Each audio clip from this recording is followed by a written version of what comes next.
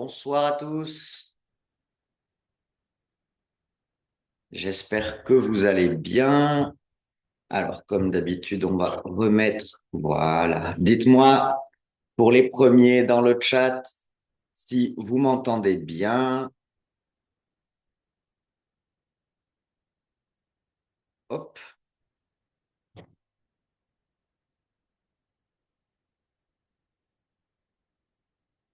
voilà. A priori, c'est bon. Hop, on va pouvoir commencer dans quelques minutes. J'attends que vous arriviez et on va parler de cette fameuse notion de fixité des mains ce soir. Hop.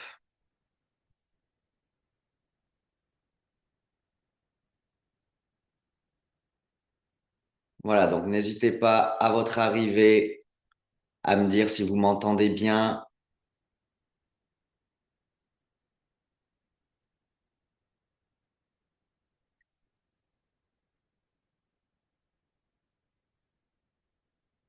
Alors, un dernier petit réglage et ensuite on attaque.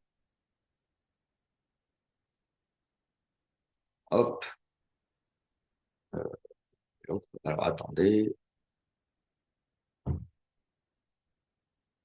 tac, tac,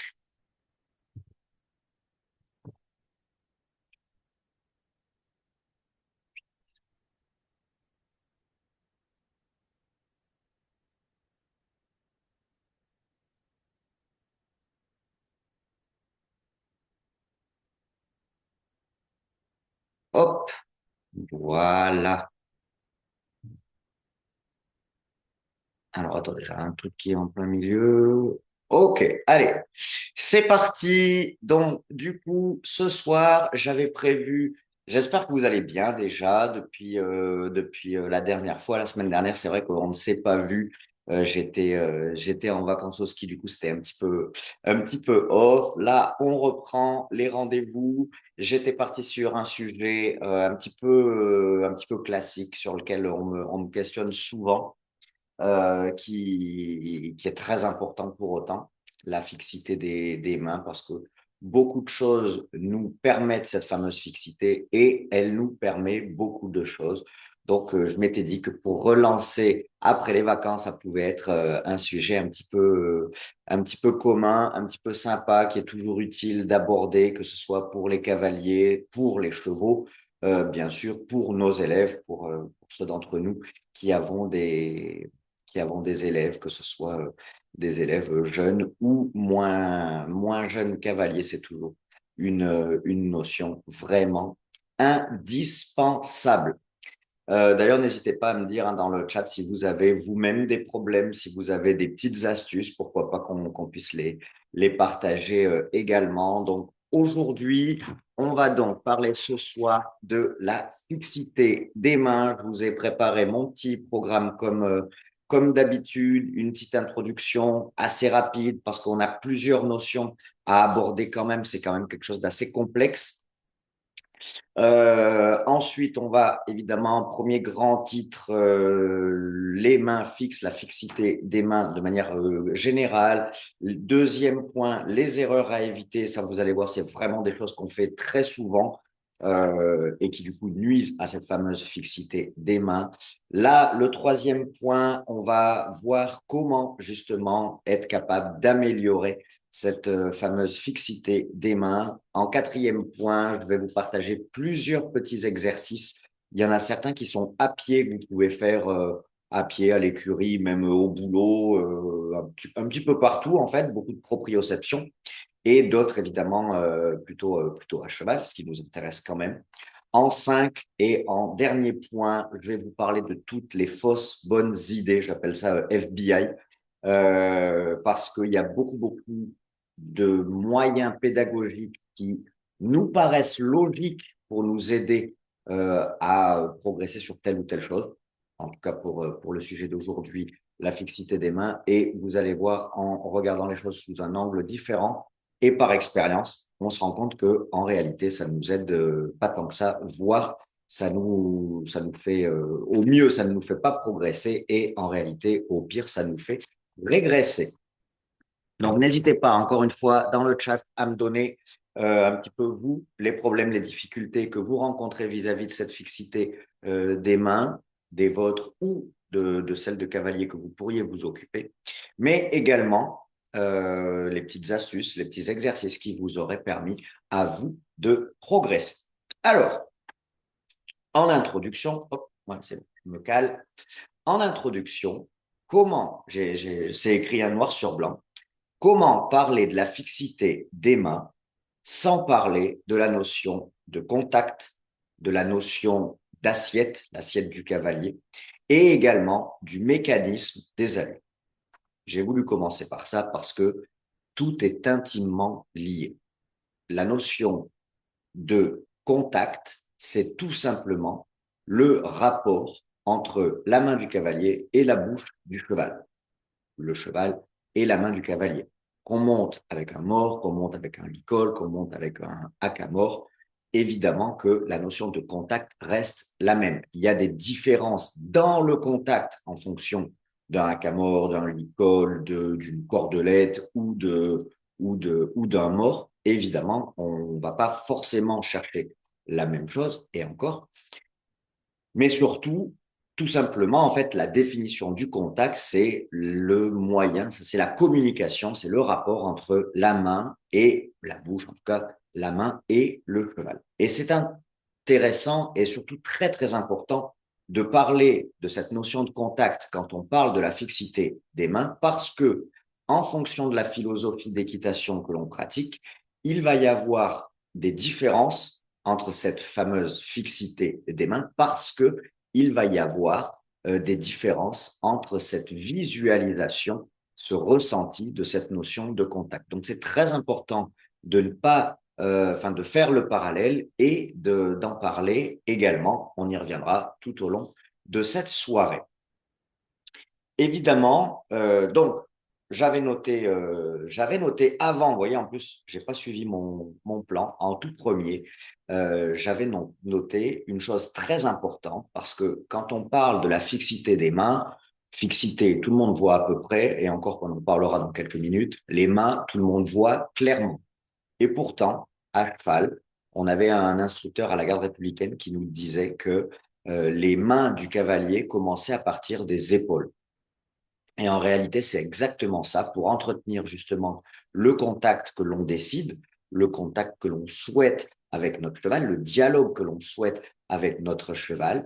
Il faut qu'on prenne en compte que nos mains partent de nos épaules, nos coudes, nos poignets, nos mains, nos doigts. Et c'est tout ça qui fait la qualité d'une bonne main, la fixité de la main, avec des épaules rigides, avec des épaules dures, avec des coudes trop élastiques, ou pas assez et complètement tendus comme un petit peu certains cavaliers montent comme des Playmobil, avec des poignets soit trop cassés, soit trop rigides, soit complètement retournés, même si là encore il y a beaucoup de nuances positives, mais il y en a aussi des extrêmes qui sont négatives.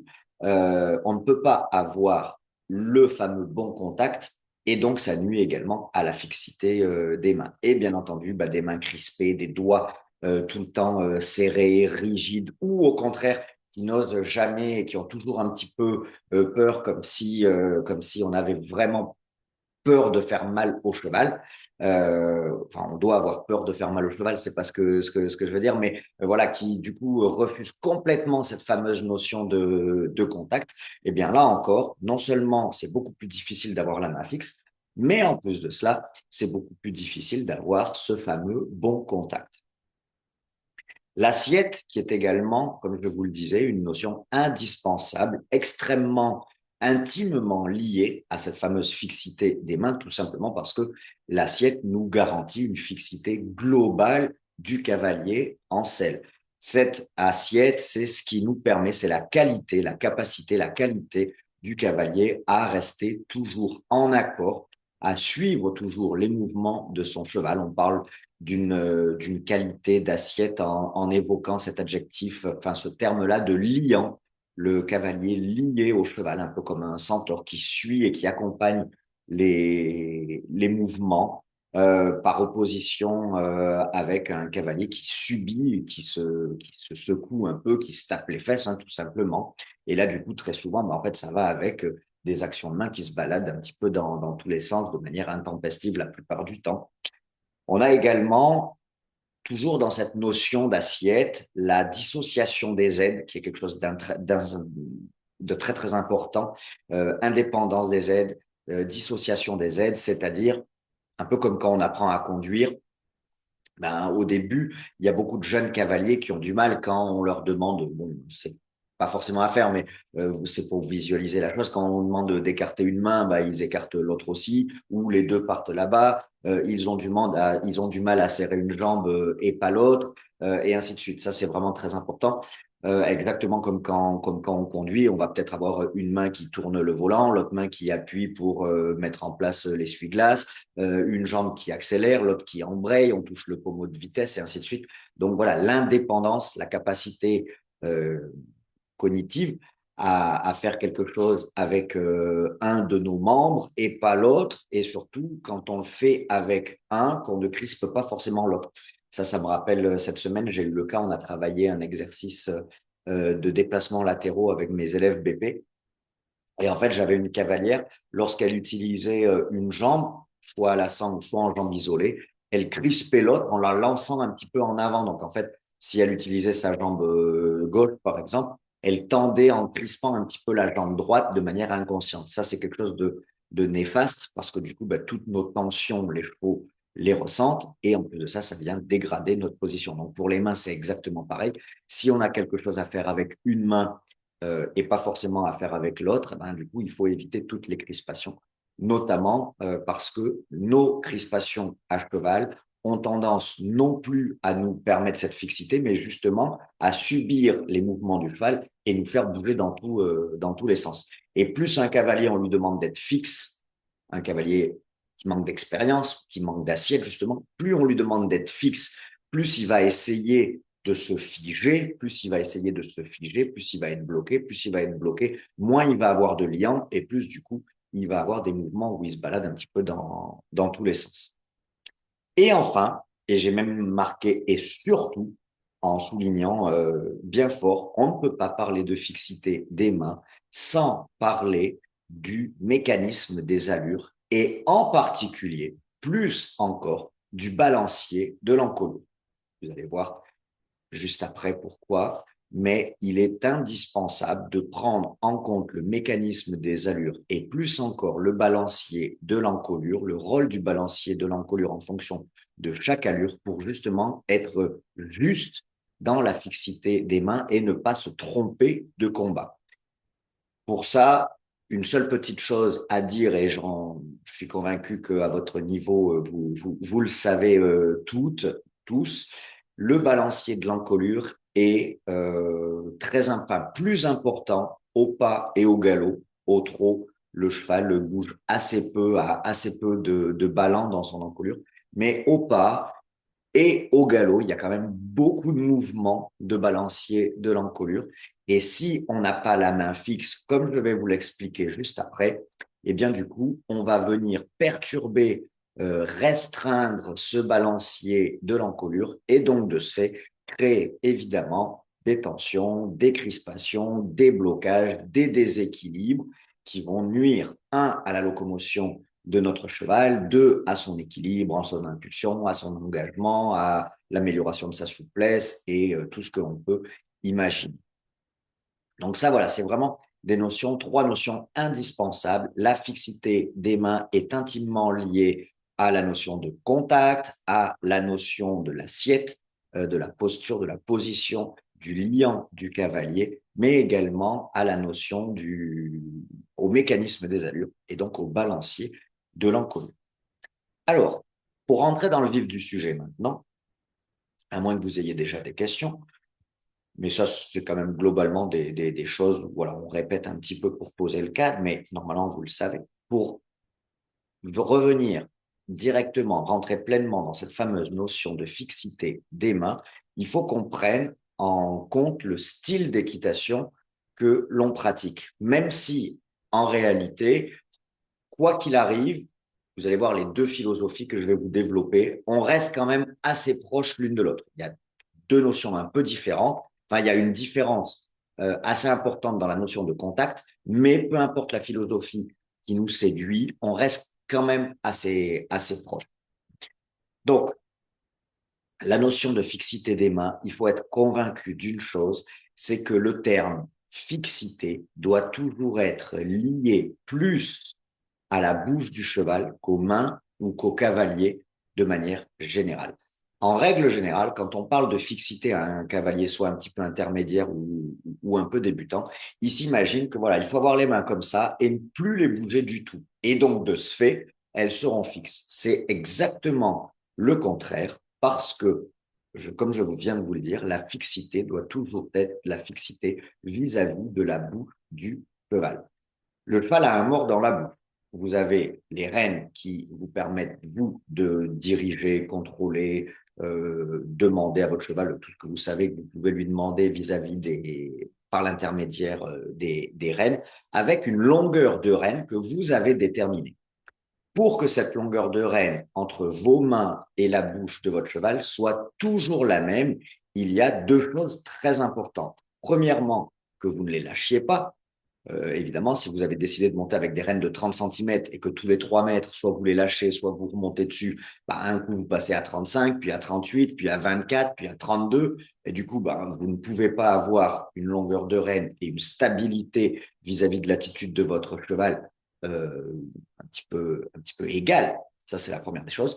Et la deuxième, c'est que vos mains doivent être toujours à cette même longueur de rêne que vous avez définie de la bouche de votre cheval. Parce que sinon, ben, vous vous retrouvez dans le contraire d'avoir les mains fixes, c'est-à-dire que même si vos rênes sont, elles, vous conservez bien vos mains à 30 centimètres de rêne, mais si vos mains, un coup elles vont par là, un coup elles vont par là, un coup elles vont par là, et du coup, ou par là, évidemment, dans tous les sens, vous vous doutez bien que vous n'avez plus aucune fixité. Ça, c'est quelque chose de très, très important, comme je l'explique d'un point de vue, comment dire, pas géographique, mais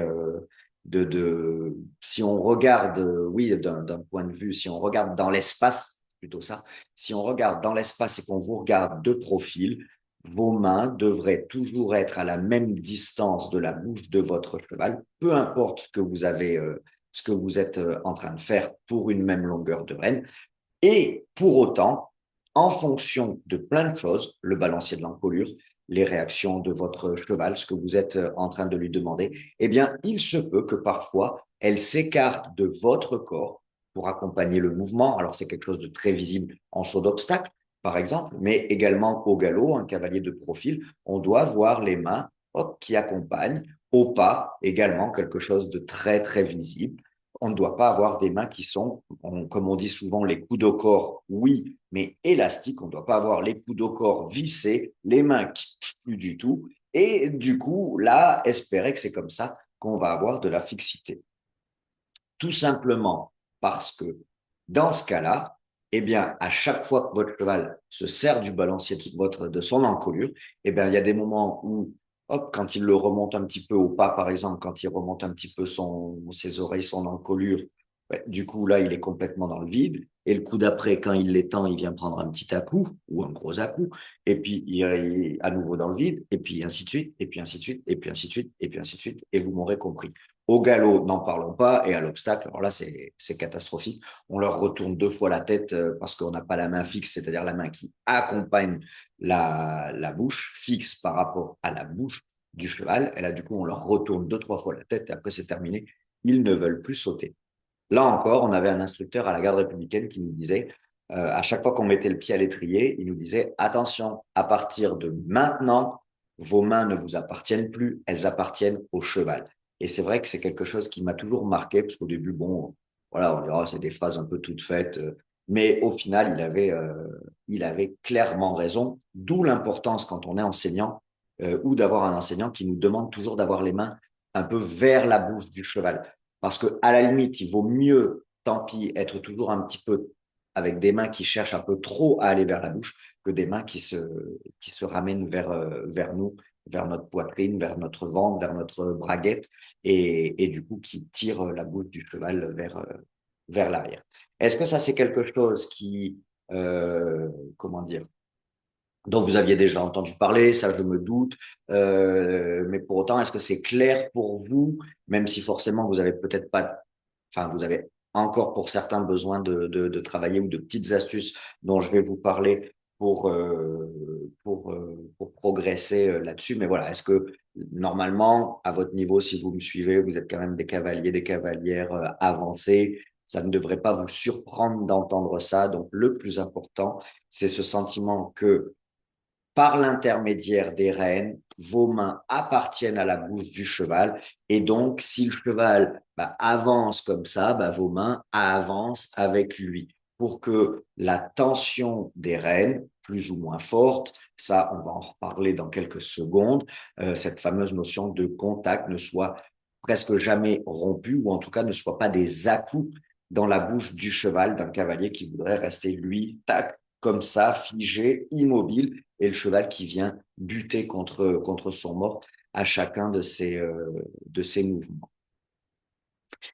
Je vous ai rajouté, par contre, hop, alors attendez, il y a un truc sur l'ordinateur qui, voilà. Je vous ai rajouté, par contre, effectivement, donc les mains fixent le son par rapport à la bouche du cheval. Pour autant, elles ne doivent pas accepter d'être traversées par la bouche du cheval, sous prétexte d'être fixe, d'entretenir un contact léger, agréable avec notre cheval. On ne doit pas accepter que notre cheval traverse la main.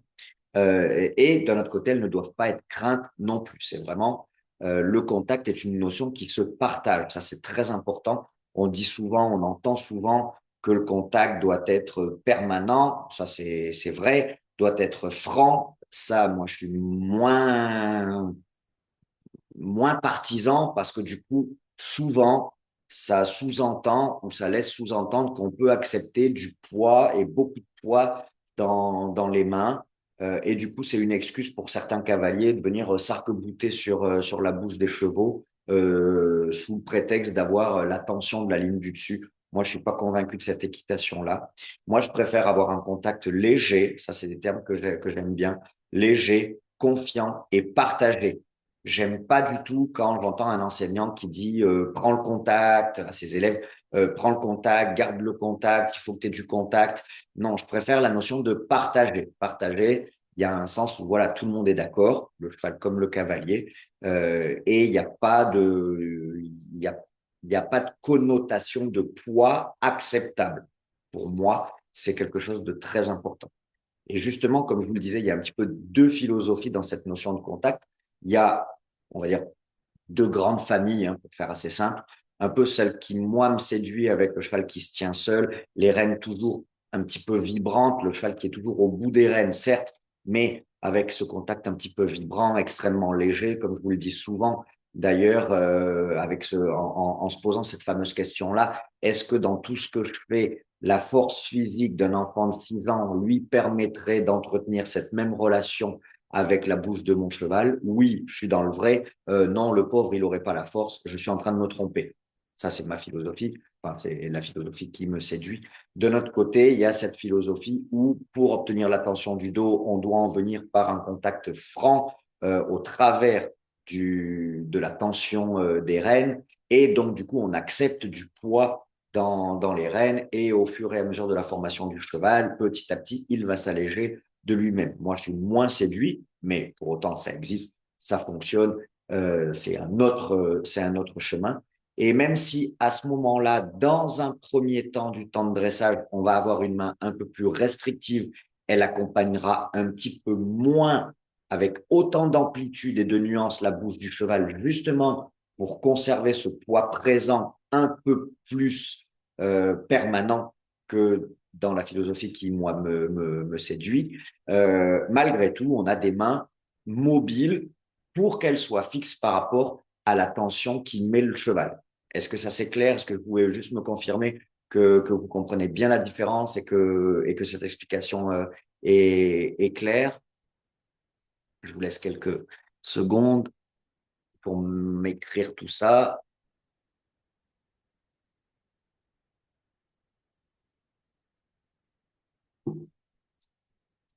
Ok, super, parfait. Je suis vraiment fort en fait. Trêve de flatterie, d'auto-flatterie. Euh, donc voilà, la fixité des mains, en résumé, la fixité des mains, c'est par rapport à la bouche du cheval qui accompagne tout le temps la bouche du cheval en conservant le contact qu'on a défini. Vous allez voir, j'ai une image et un petit exercice, un petit atelier à vous proposer, vraiment très très simple que vous allez pouvoir mettre en place la prochaine fois que vous irez à l'écurie. Mais avant, je voulais aborder les erreurs à éviter pour justement améliorer cette fameuse fixité des mains. Et vous allez pouvoir me dire, n'hésitez pas dans le chat à me dire si vous avez déjà essayé ça. Donc, la première chose à éviter, c'est justement de chercher pour avoir la main fixe à fixer nos mains. Parce que du coup, qui dit fixer nos mains dit point fixe. Point fixe, on va le chercher soit sur nous, soit sur notre matériel, et malheureusement, on ne va pas le chercher sur notre cheval. Ou alors, on risque d'aller le chercher sur notre cheval en s'accrochant à lui. Et alors là, à mon sens, encore moins compris le principe. Donc, cette erreur-là, c'est vraiment tous les cavaliers qui vont, soit par exemple quand on entend les coups de corps, oui, les coups de corps, d'accord, et mais ensuite les coups de corps, hop, qui bougent avec le balancier de l'encolure, pas les coups de corps vissés contre moi, et puis je bouge plus, et puis je marque-boute comme ça, ou je laisse le cheval s'arc-bouter contre moi. Ça, c'est non, non, non.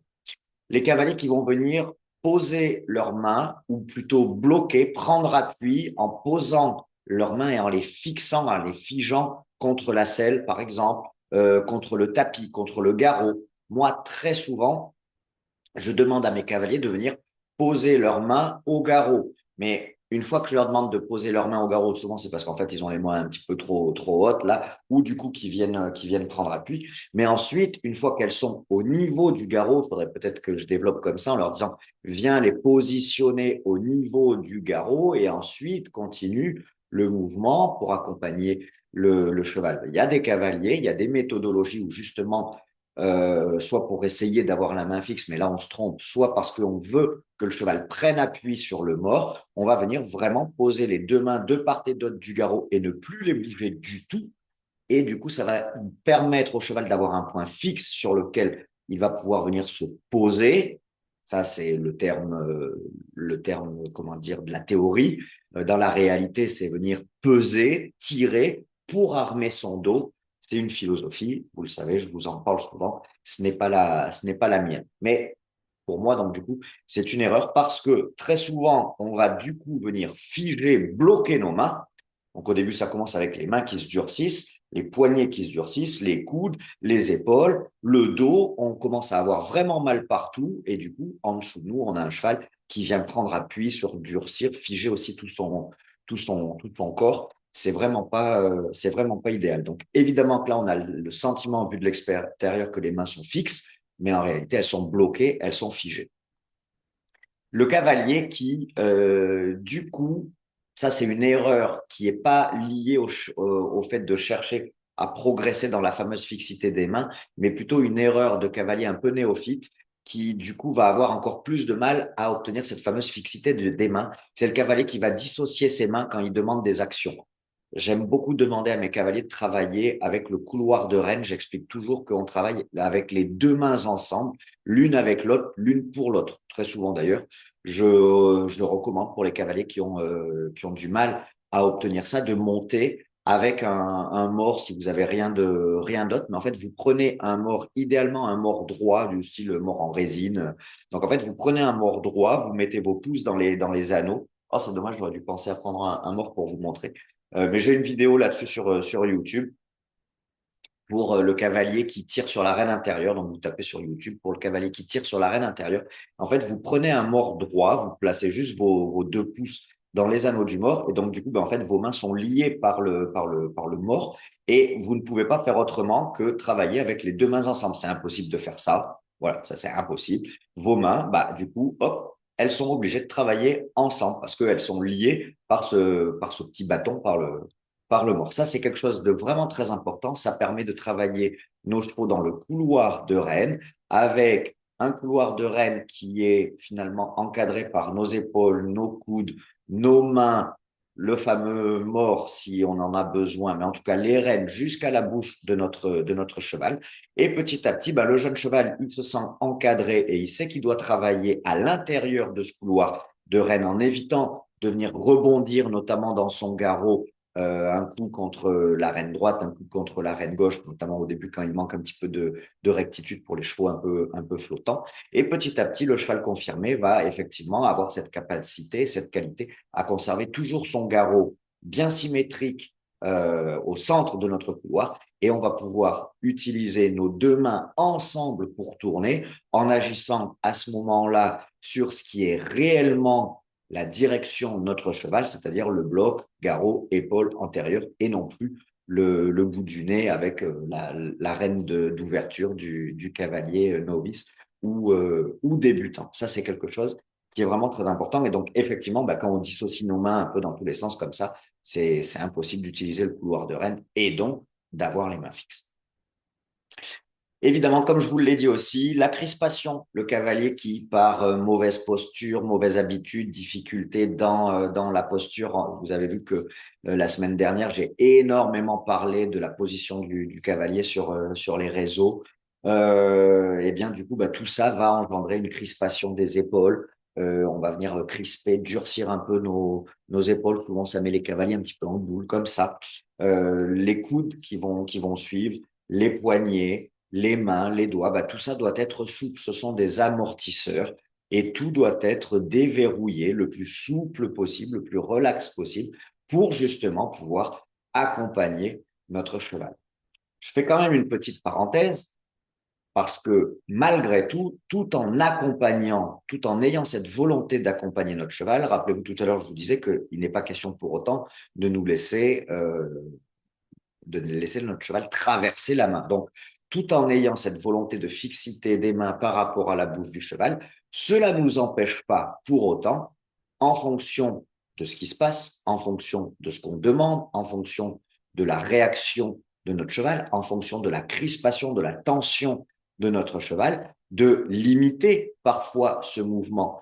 Par exemple, quand on grandit un peu notre dos pour faire une transition sur un cheval d'école bien mis et où tout se passe bien, le simple fait de nous redresser, qu'on nous gainer un peu et de nous redresser dans notre haut du corps va limiter notre accompagnement et pour lui, ça va être le signal qu'il va y avoir une demande soit de rééquilibrage, soit de transition descendante. Le cheval, par exemple, le jeune cheval qui est en train de se durcir pour se mettre un peu le nez au vent comme ça, sous prétexte d'accompagner la bouche, il n'est pas question de le laisser faire. On va peut-être serrer les doigts sur les rênes. Si c'est pas suffisant, on va venir durcir un petit peu nos mains, bloquer un peu nos coudes, nous grandir dans nos épaules. Tout ça pour effectivement créer une pression à laquelle il va devoir céder pour retrouver du confort. Et dès lors qu'il a cédé, qu'il n'est plus en résistance, notamment par exemple pour sortir de la main, à ce moment-là, tout ça redevient très amortissant, très malléable, très souple pour réaccompagner le mouvement juste. J'espère que ça, vous l'aviez bien entendu compris de cette manière-là. Ça doit être élastique, mais dès lors que le cheval cherche à nous traverser, eh bien, du coup, l'élastique est plus rigide. A contrario, un cheval qui passerait un peu trop derrière la main, du coup, là, il faut être encore plus souple pour lui redonner cette fameuse confiance de revenir chercher un peu plus le contact. Évidemment, les erreurs qui vous empêchent d'avoir une bonne fixité de main, du coup, c'est une mauvaise assiette. Donc là, le cavalier qui se tape les fesses, malheureusement. Alors évidemment, il y est pour rien, mais le cavalier qui se tape les fesses, qui gigote dans tous les sens, ou alors, vous savez, celui qui malheureusement a pris ce fameux réflexe pour essayer de mettre son cheval en place, parce qu'il a vu ça sur les réseaux, il gigote les mains gauche-droite. En fait, il cisaille la bouche du cheval. Du coup, évidemment, voilà, tous ces mouvements intempestifs-là nuisent à la fixité de vos mains et ne vont pas vous permettre de travailler dans de bonnes conditions. Donc là, les exercices de mise en selle sont le meilleur moyen de ne plus subir notamment les secousses du trot assis. Où est-ce qu'on en est? On avance, on avance. On va aborder maintenant. Qu'est-ce que j'ai marqué? Attendez. Oui, mon petit atelier. Donc là, on est au troisième point. L'importance de suivre le balancier de l'encolure en fonction de la qualité de contact qu'on aime instaurer. D'accord? Ça, c'est très important. C'est ce qu'on va aborder dans ce troisième point-là. La capacité du cheval à accompagner la bouche de la capacité du cavalier à accompagner la bouche du cheval en fonction de l'intensité du contact qu'il décide d'instaurer. Ça, c'est très important parce que, comme je vous l'ai dit, en fonction de l'équitation qu'on pratique, on va être plutôt un partisan d'une équitation extrêmement légère, avec le moins de poids possible dans les rênes, avec l'extrême église de cette vision-là, avec l'école de légèreté, terme qui est d'ailleurs très très rigolo, puisque toutes les équitations, même les moins légères, le font au nom de la légèreté. Moi, je trouve ça assez rigolo. Mais bon, bref, c'est très commercial comme terme. En tout cas, c'est eux, on va dire, l'extrême d'un côté, jusqu'à l'extrême de l'autre, avec tout ce qui est roll cure, où là, évidemment, on ne vous rapprochez jamais de ça, mais avec cette volonté d'avoir un contact permanent, un contact, tant pis s'il est fort au début, tant que le cheval vient armer son dos. Et donc, dans les deux cas, entre, on va dire, 0 g et le plus qu'on peut imaginer qu'ils sont capables d'accepter, et bien du coup, on va essayer d'obtenir le moins de variations possible. Le 0 g, l'école du 0 g va chercher 0 g tout le temps. L'école du beaucoup vont chercher beaucoup longtemps. Parce qu'en fait, en réalité, au fur et à mesure de la construction du cheval, le beaucoup va être de moins en moins quand même. Mais il y aura quand même quelque chose à la fin. Là, dites-moi aussi rapidement si vous comprenez ce que je veux dire. Si jamais on pourrait refaire un jour un live là-dessus sur les deux grandes philosophies par rapport à cette fameuse notion de contact. Mais du coup, voilà, si on accepte même, je sais pas, je vous dis n'importe quoi, mais 5 kilos dans les bras, un jour, on n'aura plus que 1 kilo dans cette philosophie-là, mais on continuera de chercher ce 1 kilo. On cherchera jamais le zéro. Par contre, le zéro, ils cherchent le zéro dès le début et ils veulent toujours zéro. Moi, perso, je me situe un peu plus vers là, mais sans aller en cherchant le zéro, c'est même pas vraiment zéro, mais en tout cas pas avec d'autres facteurs comme par exemple l'encolure relevée, la nuque point le plus haut. Ça, c'est encore autre chose. Là, je parle vraiment de la notion de contact. Donc, en fonction de ça, il nous faut justement ressentir le contact. Et là, je vais vous proposer un petit atelier. J'espère que vous me répondrez par mail ou dans les commentaires sous le replay ou sur les réseaux dans les jours prochains que vous avez essayé, ce que vous en avez pensé. Donc, le petit atelier est vraiment tout simple. Vous décrochez vos rênes de votre mort. Donc, on fait à pied, hein. On fait ça à pied. Vous décrochez vos rênes de votre mort et vous les accrochez à un objet qui, en termes de poids, correspond au poids de votre contact idéal. Alors pour certains, ça va être le poids d'un étrier. Pour d'autres, ça va être le poids d'un mort. Un mort est un petit peu moins lourd qu'un étrier. Alors après, évidemment, je parle des étriers un peu classiques. Peut-être que les étriers encore carbone sont encore plus légers. Moi, j'aime bien le faire avec un mort ou avec un éperon. Un éperon, ça c'est hyper léger. Donc voilà, en fonction, évidemment, vous pouvez aussi approcher ça à un pot de peinture de 5 kilos si vous voulez, ou 10 kilos si ça vous amuse, si c'est votre équitation. Mais voilà, vous comprenez le principe. On attache la rêne, on attache les rênes au même poids gauche-droite et pour simuler le poids idéal qu'on aime, nous, dans cette fameuse notion de contact. Une fois qu'on a fait ça, on vient venir passer les rênes au travers d'un anneau, un anneau d'attache, par exemple.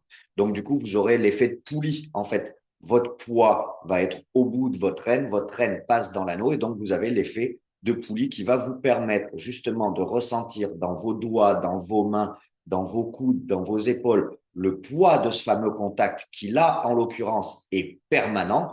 Si vous avancez de quelques centimètres vos mains vers l'avant, le poids va descendre, mais la tension dans vos rênes va toujours être constante.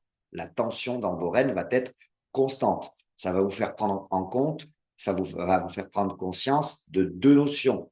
La tension des rênes peut être constante et pour autant, le poids peut être plus ou moins lourd. S'il y en a une d'entre vous qui a mis des pots de peinture de 10 kilos, elle va avoir 10 kilos dans chaque bras. S'il y en a une d'entre vous qui a mis un éperon au bout de chaque reine, elle va avoir, je sais pas combien ça peut peser, peut-être même pas 10 grammes, peut-être, je sais pas. Ça va être enfin, ça va être deux poids de contact complètement différents. Pour autant, la tension est permanente des deux côtés. Sauf si vous vous amusez à gesticuler très rapidement vos mains vers l'avant ou vers l'arrière comme ça, ou du coup, vous allez sentir vos secousses parce que d'un coup, vous lâchez tout. Le temps que le poids retende les rênes, vous avez, en une fraction de seconde, vous n'avez plus rien et hop, d'un coup, vous avez le poids qui arrive, surtout si vous faites ça avec des pots de peinture de 10 kilos. Vous tirez vers vous, vous allez avoir un sentiment que vous tirez vers vous et hop, d'un coup, il n'y a plus rien. Et puis ça repart et ainsi de suite. Et donc là, ça va vraiment vous faire prendre conscience de cette fameuse notion de contact et de poids dans le contact, et de notre côté, de tension, qui, elle, peut être permanente ou pas en fonction de la fixité de vos mains. Et là encore, pour avoir cette fameuse fixité, ben, du coup, vous pouvez simuler d'accompagner votre poids qui descend, qui revient, qui remonte, qui descend, qui remonte. Et là, évidemment, vous vous rendez bien compte que la fixité, elle est par rapport au mouvement, là, en l'occurrence, que vous créez, que si vous gesticulez trop vite, bah, du coup, vous n'avez plus de fixité par rapport à votre poids qui est soit complètement lâché, soit complètement retenu. Et du coup, vous avez de nouveau des à-coups dans vos mains. Donc, essayez. Par curiosité, vous pouvez même essayer avec des poids différents pour vous rendre compte effectivement de ce qui vous parle le plus dans cette fameuse notion de contact et de pouvoir mesurer aussi la pression que vous mettez dans la bouche de votre cheval en vous disant, bah voilà, là, je mets un pot de peinture de 5 kilos, d'habitude, j'ai autant que ça dans les mains et je trouve ça bien. Ouais, il a quand même 5 kilos de pression dans la bouche. Ou au contraire, moi, je veux que ce soit léger. À ce point-là, parce que là, pour moi, c'est agréable. Moi, le poids le moins lourd possible, le moins de poids possible, justement. Donc, du coup, bah, c'est ensuite ce que je vais rechercher à cheval. C'est tout bon, vous allez essayer, hein, je vous fais confiance. Vous essayez pour les élèves moniteurs, pour les moniteurs. Faites, vous pouvez faire ça. Nous, on faisait ça à l'écurie. En fait, c'était assez pratique parce qu'on avait, vous savez, on avait les parois des box étaient séparées par des barreaux. Donc, en fait, on pouvait mettre plusieurs gamins les uns à côté des autres, chacun avec leur renne. On commençait avec les morts, juste les morts de leur cheval, de leur poney. Et du coup, ils avaient vraiment ce sentiment-là. Donc, c'était quelque chose d'assez, voilà, c'est un atelier qu'on faisait ça quand on n'avait pas forcément le manège, quand on n'avait pas forcément l'opportunité de les faire monter. Ça, je trouve que c'est pas mal. Ça permet de bien les sensibiliser sur cette notion de contact et cette notion de permanence du contact. Parce que trop souvent, les cavaliers, quand on leur explique ça, ils entendent, OK, bah, du coup, en fait, il faut prendre fort et jamais lâcher. Alors qu'on peut avoir un contact extrêmement léger et pour autant permanent. Ça dépend aussi du cheval. Ça, c'est évident. Mais surtout de nous, en tout cas. C'est tout bon pour mon petit atelier? Tout le monde a bien compris l'idée, le principe?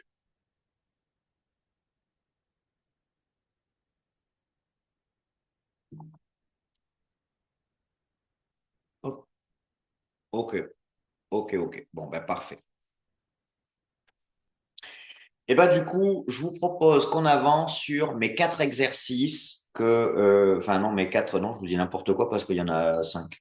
Sur mon quatrième point avec mes exercices. Donc, en premier, on va commencer par deux exercices à pied. Vous pouvez même y inclure celui-ci, hein, cet atelier, l'atelier que je viens de vous montrer. Ça vous fera toujours un petit exercice de plus qui vous permettra de débloquer. Ça va vraiment vous permettre de débloquer épaules, coudes, euh, poignets, avec aussi tous les petits mouvements que vous pouvez faire, même au bureau, sans passer pour la folle du quartier ou le fou du village, qui vont vous permettre de relâcher les épaules, les coudes, les poignets. Donc, ne serait-ce que des petits mouvements, voilà, des petits mouvements comme ça, circulaires, hop, ensemble.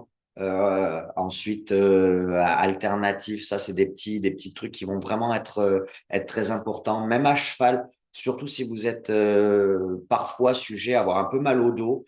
Des fois, c'est parce qu'on vient un peu durcir, bloquer nos épaules là, qui deviennent tout rigides, toutes rigides. Et du coup, le fait de les débloquer, c'est vraiment de prendre le temps au pas, rêne longue, même des mouvements un peu comme on faisait là quand on était gamin, en mise en scène qu'on fait peut-être un peu moins maintenant, c'est dommage.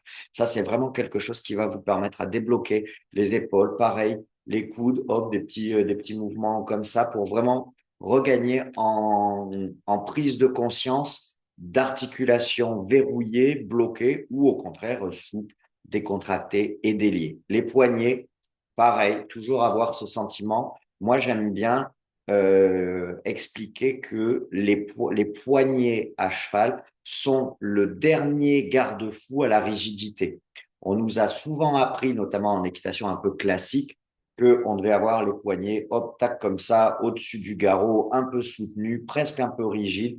Moi, j'aime bien plutôt avoir une équitation qui se rapproche là-dessus de l'équitation de, comment dire, d'entraînement ou de stretching des écoles hollandaises, anglaises, allemandes, où on va chercher les chevaux qui s'étirent un petit peu vers l'avant et le bas rond sans partir dans le travers de certains cavaliers ou cavalières. Et pour ça, c'est vrai qu'avoir les poignets un poil cassés et un poil orientés l'un vers l'autre, ça nous aide à garder cette mobilité, en fait. Évidemment, bon, faut pas se balader comme ça, vous m'avez compris, mais en tout cas, faut pas avoir cette articulation-là durcie et rigide. Faut qu'elle soit mobile pour conserver justement un petit peu le côté vibrant des rênes qui me semble très important quand tout va bien avec notre cheval et qu'on n'est pas en train de lui demander soit de céder, soit comment dire, de ne pas se durcir, de ne pas venir contre la main. Également, hein, les doigts, les mains, ça c'est quelque chose voilà, qu'on essaie d'avoir le plus relax possible. On peut utiliser des balles. Je sais que mon fils, mon grand, qui est un garçon qui est un petit peu stressé de nature, il a des genres de balles qui vient presser comme ça. C'est pas mal parce que ça permet voilà, de retrouver un peu de mobilité. Et dans cette idée-là, il y a un petit exercice que je fais faire souvent à mes cavaliers qui soit ont trop de pogne, soit ont justement un peu de mal à accompagner. C'est tout simplement de jouer à cheval, mais on peut le faire plus encore à pied, à la maison, n'importe où. Ça, c'est mon deuxième petit exercice de proprioception et de décontraction de la partie de la main. C'est tout simplement, je ne sais pas si vous allez le voir peut-être comme ça, de venir hop, jouer comme ça. Voilà, tout simplement. Donc, on fait avec les deux mains, venir toucher chaque doigt, hop, et ensuite, toujours dans l'idée de proprioception, on va venir par exemple faire les un 3 2 4 2 4. Ça permet de se concentrer, ça permet de vraiment ressentir notre corps, de nous relâcher aussi sur ces zones-là. Et quand ensuite on récupère nos rênes, bah, on a un peu plus de ressenti, on a un peu plus de sensibilité. C'est quelque chose d'expérience, fonctionne bien et surtout de ce qui est, comment dire, bah, extrêmement positif. C'est qu'on peut le faire n'importe où, on peut le faire assis devant la télé, on peut le faire, comment dire, au volant, enfin en voiture si on ne conduit pas, évidemment, on peut le faire au bureau, enfin voilà, c'est vraiment quelque chose qu'on peut faire partout et qui apporte beaucoup plus de ressenti, de relâchement. Et donc, bah, dès lors qu'on ne verrouille pas inconsciemment une partie de notre corps, que ce soit du bout des doigts jusqu'à nos épaules, forcément, on aura beaucoup plus de facilité à être décontracté et accompagner la bouche de notre cheval. Maintenant, trois exercices. Faites-moi penser, il me vient une idée que j'ai absolument pas notée, écrivez-le pour que je vous en reparle. Une autre astuce pour les cavaliers qui ont les mains trop rigides, que je vous partage, ça vient de me tilter là. C'est pour moi, en tout cas, c'est quelque chose qui fonctionne énormément et que j'adore faire, même pour moi, pour m'assurer d'avoir une main encore plus relaxe. Avant ça, trois exercices que vous pourrez faire pour améliorer votre capacité à accompagner votre cheval, donc conserver une bonne fixité de vos mains par rapport à sa bouche, et en plus de ça, une bonne main qui va vous permettre aussi, les deux premiers exercices vont vous permettre en plus de pouvoir mesurer la qualité du contact, la qualité de la relation que vous entretenez avec la bouche de votre cheval. Le premier exercice, c'est ce qu'on appelle en dressage pur, dans les reprises, dans les concours de dressage, la rupture de contact. La rupture de contact, qu'est-ce que c'est?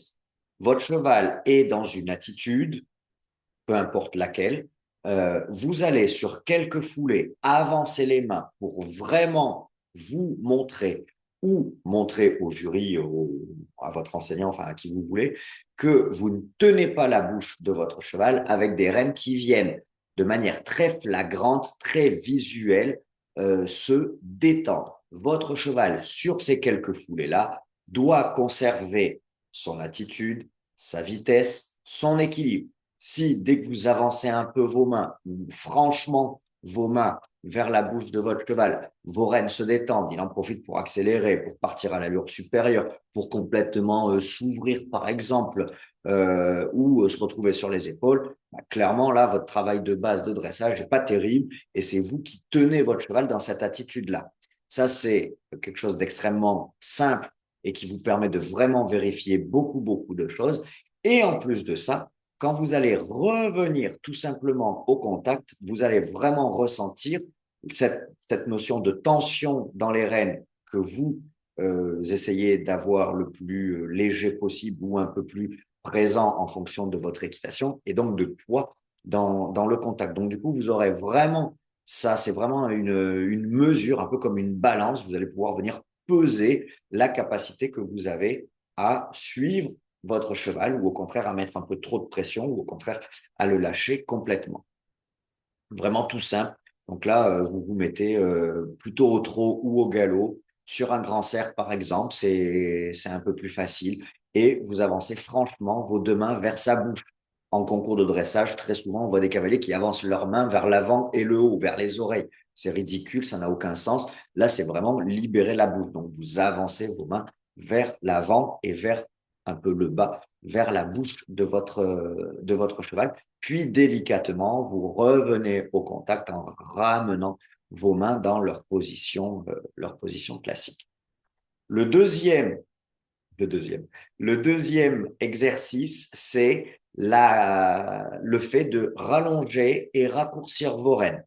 Donc, en rallongeant et en raccourcissant vos rênes, vous allez peut-être inviter votre cheval à s'étendre et ensuite à revenir dans une attitude un petit peu plus travail, dressage, un peu plus fermé. Même s'il ne le fait pas, ce n'est pas grave. L'idée est, de jouer avec votre longueur de rêne et donc forcément, ça va vous obliger, vous, à bouger dans votre haut du corps. Donc, inconsciemment à vous décontracter, le fait de laisser filer les rênes, puis de remonter dessus. Et toujours, en fait, une fois que vous avez relâché les rênes, en règle générale, votre cheval réaugmente le balancier de son encolure parce qu'il est libéré de ça. Donc, vous allez le ressentir encore plus franchement, ce balancier de l'encolure. À vous, quand vous remontez sur les rênes, même si vous travaillez votre cheval sur des bases un peu plus courtes, qu'en ayant rendu toutes les rênes, de le limiter, le balancier de l'encolure, le moins possible.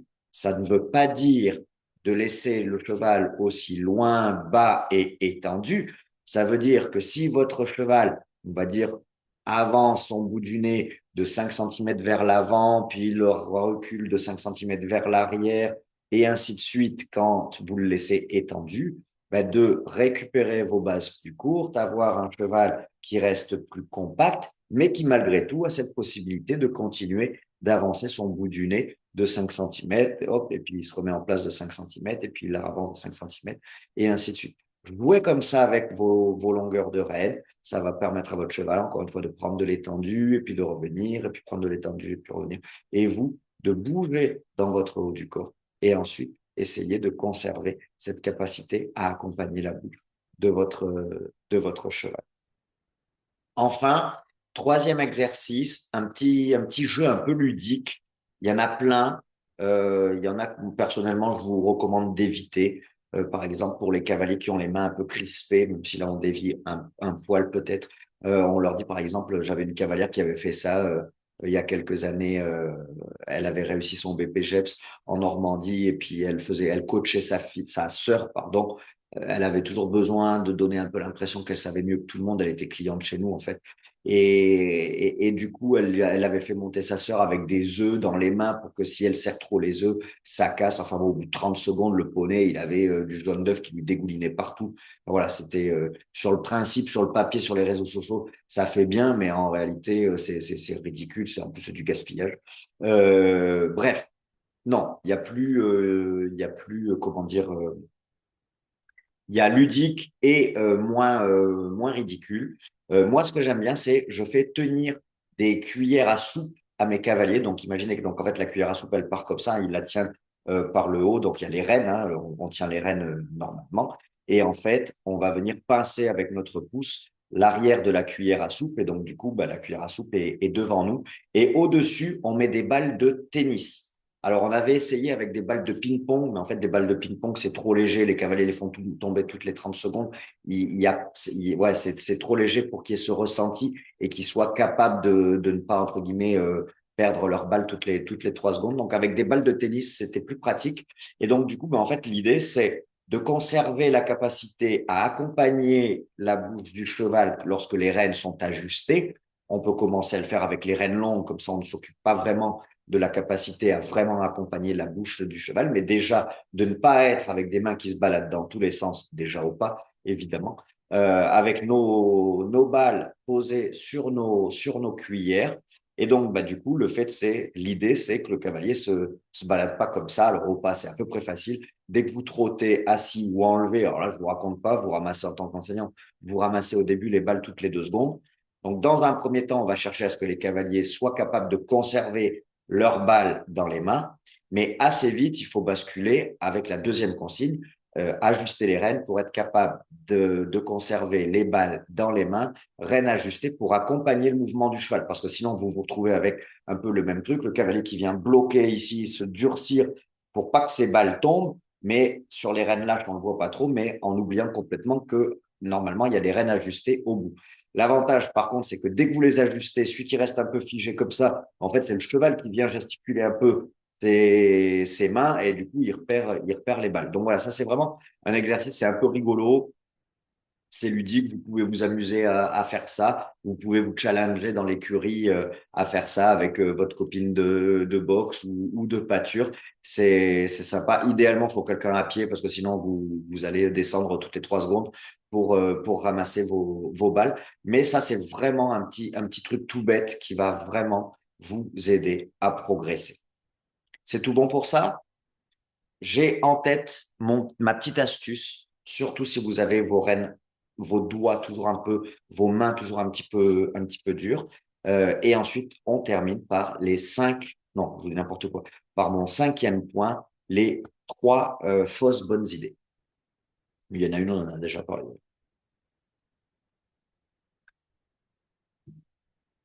Super, je viens de mettre du sirop sur mon canapé.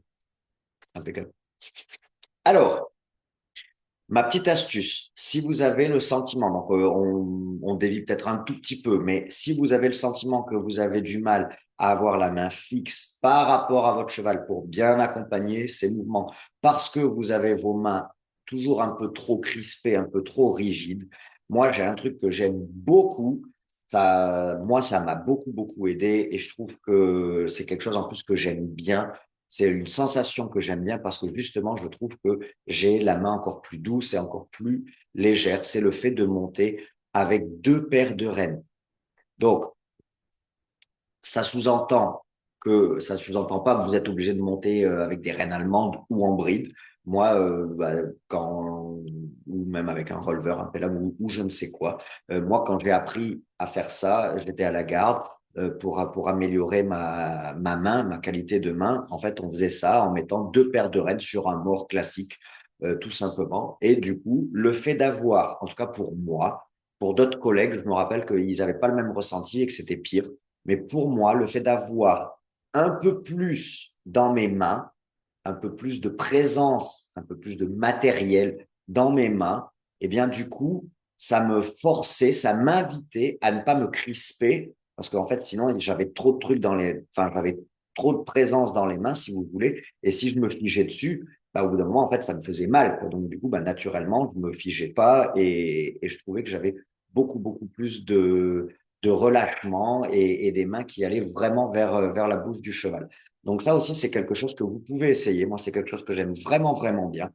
Vous pouvez essayer, accrocher une deuxième paire de mains, accrocher une deuxième paire de rênes à votre mort et essayer d'avoir voilà ce ressenti. Donc moi, je les prends comme on prend des brides, comme on prend des rênes de brides, une reine qui arrive ici et une reine qui arrive en dessous. J'aime pas les croiser. Un jour, il faudra que je vous parle des différentes manières de monter en quatre rênes. Moi, j'aime pas les croiser. J'aime bien quand les rênes, même avec une bride ou un releveur, ou enfin n'importe quoi. J'aime bien quand les deux rênes sont parallèles parce que ça permet que la reine qui a le plus d'action de levier soit en dessous et donc du coup, bah, comme je serre moins fort mon petit doigt, il y a beaucoup moins d'effet. Et ma reine normale passe ici. J'aime pas prendre quand j'ai qu'une seule paire de rênes, j'aime pas les prendre à pleine main, justement parce que les prendre à pleine main m'invite moi personnellement moins à être léger que quand je les prends à trois doigts. Du coup, Karine, je pense que sans le vouloir, ça répond à ta question. Tu penses que c'est mieux de prendre les rênes à pleine main ou quelques doigts, genre trois doigts pour être plus léger? Ben voilà, t'as la réponse. Moi, une paire de rênes, c'est trois doigts. Donc les rênes passent en dessous. Hop, ça me permet, en fait, je les pince ici et ça me permet de jouer avec ces deux doigts-là, plus de pression, moins de pression, plus de pression, moins de pression. Et quand j'ai quatre rênes, ben, l'autre vient en dessous. Et donc, du coup, en fait, je suis toujours un peu pareil, plus de pression, c'est surtout sur ces deux doigts. Mais le fait d'en avoir beaucoup dans les mains, ben, en fait, je suis moins comme ça. Je pense pas l'être de manière naturelle, mais en tout cas, je le suis encore moins. Donc voilà la petite astuce. Pareil, vous pouvez essayer et n'hésitez pas à me dire ce que vous en pensez. C'est tout bon pour vous? On continue, on termine. Punaise, je suis presque bien. Regardez, 21 heures, il me reste un point à aborder les fausses bonnes idées dans cette notion de fixité des mains. Là, je vais peut-être pas me faire des amis commerciaux, mais tant pis. On va commencer crescendo. Bloquer les mains au tapis. Je vous en ai déjà parlé tout à l'heure. C'était dans quel point? Ça, c'était dans mon point éviter les erreurs. Hein, quand on marquait fixer les mains au tapis. Donc, chercher ou quand on est enseignant en disant attrape le tapis, attrape. Euh, comment dire? Des fois, j'ai même vu ça. Vous savez, en fait, les cavaliers, le moniteur, en fait, sortait les oreilles du tapis. Vous voyez ce que c'est les oreilles du tapis, là, enfin, on appelait ça les oreilles, là, les genres de lanières, là, il y a les lanières sur le côté du tapis dans lequel on passe la sangle, et ensuite les lanières qui souvent viennent s'attacher par-dessus la selle. Plus personne les utilise d'ailleurs. Moi, j'appelle ça les oreilles du tapis. Donc, du coup, le gamin venait prendre ses rênes plus ces lanières-là. Non, rien de fixe. À la limite, au pire du pire, attrape la crinière ou viens cacher tes mains dans la crinière pour que le cavalier ressente le mouvement du balancier de l'encolure. Mais du coup, là, c'est quelque chose de fixe sur le cheval. C'est pas du tout pareil que du matériel qui, lui, est fixe et ne bouge pas avec le cheval. Ça, pour moi, c'est non parce que, le cavalier va venir prendre appui sur du matériel et ne sera jamais dans cette mobilité vis-à-vis de la locomotion du cheval qui, du coup, nous offre la fixité par rapport à la bouche du cheval. Tout le monde a bien compris ma philosophie, j'espère. Et donc, du coup, au pire, le cavalier va jamais progresser. Enfin, au mieux, le cavalier va jamais progresser. Au pire, lorsque vous allez lui demander d'arrêter de prendre appui sur ces lanières-là, sur le tapis par exemple, eh bien du coup, il va chercher à retrouver un point d'appui qui lui est familier, puisqu'on l'a éduqué comme ça, la main du cavalier a été éduquée comme ça, et du coup, là, il va prendre appui directement sur la bouche du cheval, donc on n'aura rien gagné du tout. Karine, je vais répondre à ta question dans une fraction de seconde. Regarde. Deuxième point, le collier. Ça, c'est la pire fausse bonne idée. Donc, Karine nous dit, que penses-tu de bloquer les mains en tenant le collier de chasse pour éviter qu'elles ne reviennent vers le ventre du cavalier ou éviter de tirer sur les rênes? Que faire avec un cavalier qui ne se rend pas compte qu'il tire sur les rênes sinon? Eh bien, le collier, Donc moi, quand j'entendais collier, je parlais plutôt, on l'a tous fait en tant qu'enseignant, pour notre gamin qui retourne la tête du poney à l'obstacle, on va chercher une étrivière et on lui demande d'attraper l'étrivière en se disant comme ça, au pire, il s'accroche à l'étrivière, il s'accroche pas à la bouche. En règle générale, on leur fait prendre les rênes un petit peu plus longues, comme ça, elles sont un poil flottantes, et lui, il s'accroche il s'accroche au collier. Le gros problème, c'est que on ne réussit pas ainsi à faire progresser notre cavalier. On lui enlève un point d'appui sur la bouche, qui est néfaste pour le cavalier, pour le cheval, pardon, pour lui proposer un autre point d'appui qui est moins néfaste pour le cheval. C'est vrai que le collier de chasse ou comment dire, l'étrivière autour du cou, même s'il y a une pression, c'est quand même, il y a une pression, c'est pas idéal, mais c'est quand même moins douloureux qu'une grosse pression dans la bouche, surtout à l'obstacle. Le gros problème reste entier et en fait, j'ai répondu il y a quelques secondes à cette problématique-là, c'est que on enlève une pression pour en remplacer par une autre, ou en tout cas, on enlève la pression sur un endroit du cheval pour la remplacer par un endroit moins néfaste chez le cheval. Mais en réalité, il y a toujours un point de pression et surtout pour le cavalier, il y a toujours un point d'appui. Donc, les probabilités pour que dans un mois, 2 mois, 6 mois, un an, le cavalier soit capable, quand on enlève le collier, mon étrivière ou ton collier de chasse, et que, oh ben nickel, pas de souci, je suis la bouche du cheval en étant léger dans mes rênes, elle est quasi nulle. C'est pour pas dire nulle. Parce que le cavalier qui a pris appui sur la gorge du cheval, sur le collier de chasse, quand on va lui enlever le collier de chasse ou le, mon étrivière, il va rechercher, parce que c'est comme ça qu'il a été construit, il va rechercher un point d'appui et il va retrouver très naturellement ce point d'appui directement par l'intermédiaire des rênes sur la bouche du cheval. Donc pour moi, c'est une fausse bonne idée. C'est l'une des pires fausses bonnes idées parce qu'on ne fera pas progresser le cavalier et que du coup, on recule le moment où le cheval se retrouve dans les mêmes désagréments, parce qu'à un moment donné, le cavalier pense avoir progressé, on enlève et du coup, on se retrouve avec le même problème. Peut-être même en pire, c'est que du coup, tout ce temps-là, le cavalier a encore plus pris de manière consciente appui sur le matériel en se disant de toute manière, là, ça risque rien, je risque pas de faire mal à Pompon. Et en plus de ça, d'ailleurs, il faut faire une petite parenthèse sur cette problématique-là du cavalier qui prend appui sur les rênes et auquel on essaie de trouver une compensation par du matériel, c'est que très souvent, c'est intimement lié à une peur ou à une appréhension.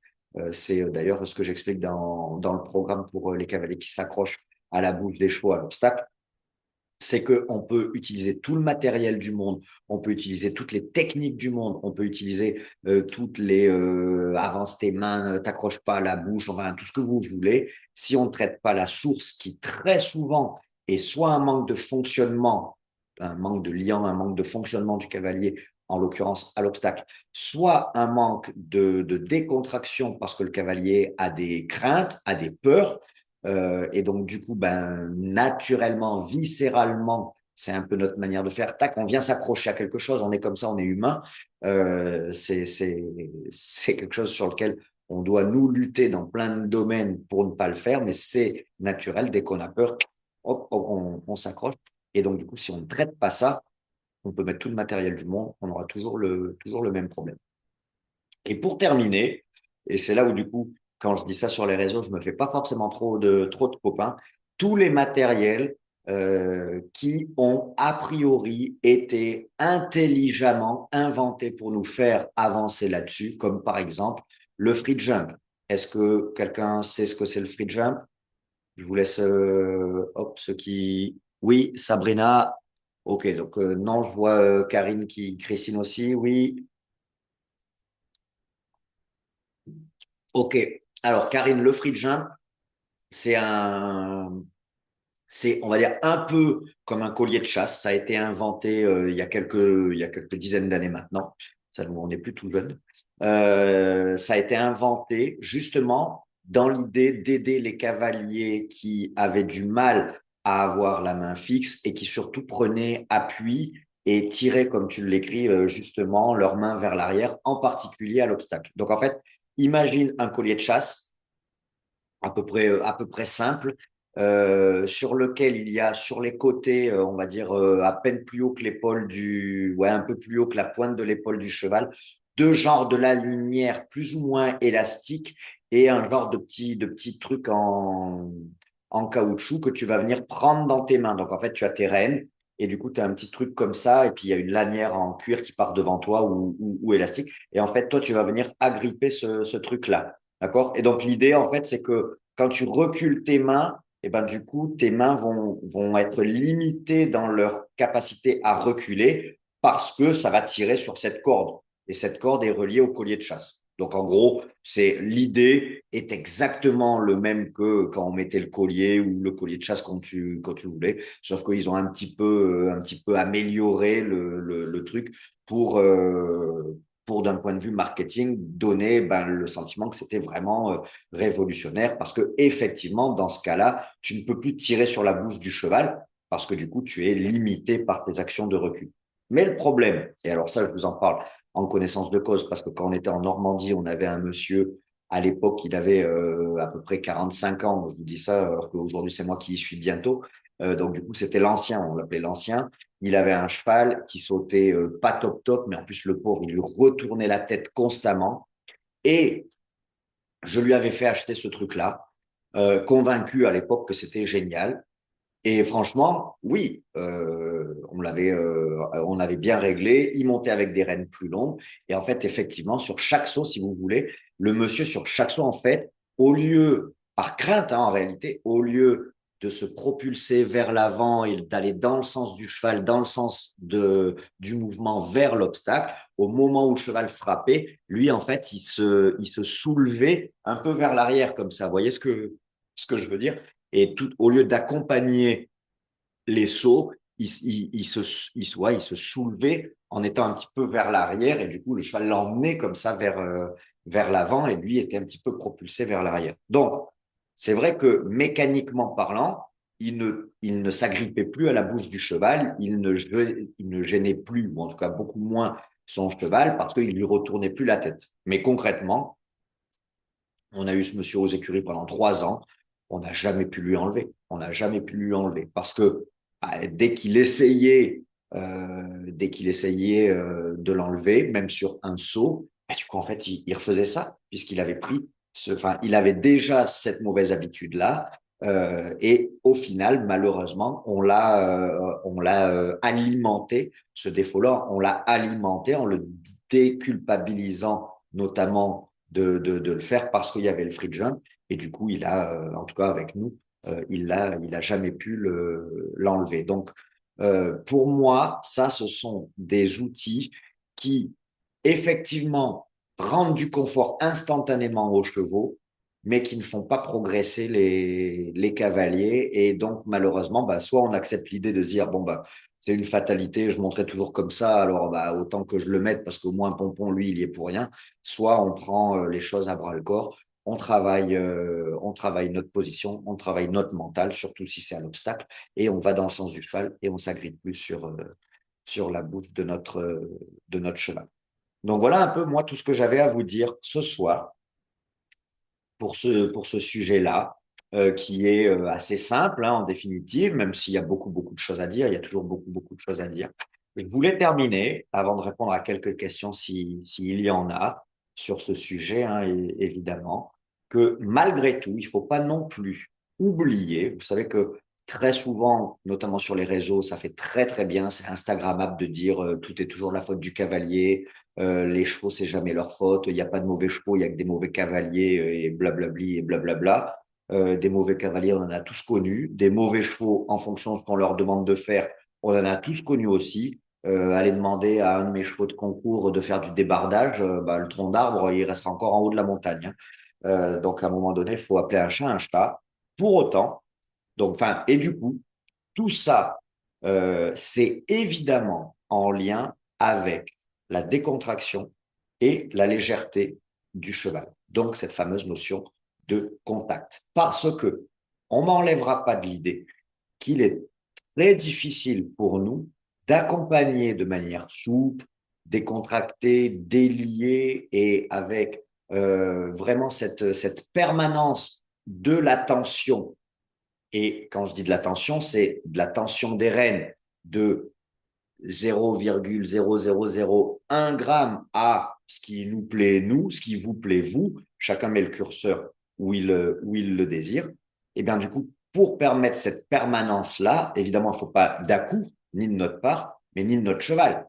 Il ne faut pas, nous, qu'on cherche 0,00001 avec un cheval qui, lui, a été dressé, a des gros soucis d'équilibre, a des gros soucis de je ne sais quoi, et qui fait que lui, il met 400 kilos dans les bras. On va pas pouvoir. Si nous, on est friand de légèreté, j'aime pas dire légèreté extrême, donc je vais juste dire de légèreté, comme moi j'aime bien l'équitation, c'est impossible de rester décontracté, souple, tout va bien, on est bien, on a l'envie d'un contact fin avec un cheval qui met 400 kilos dans les bras. On a l'impression d'avoir un partant au bout des rênes, on va se durcir, se crisper dans tous les sens parce qu'on n'aime pas ça.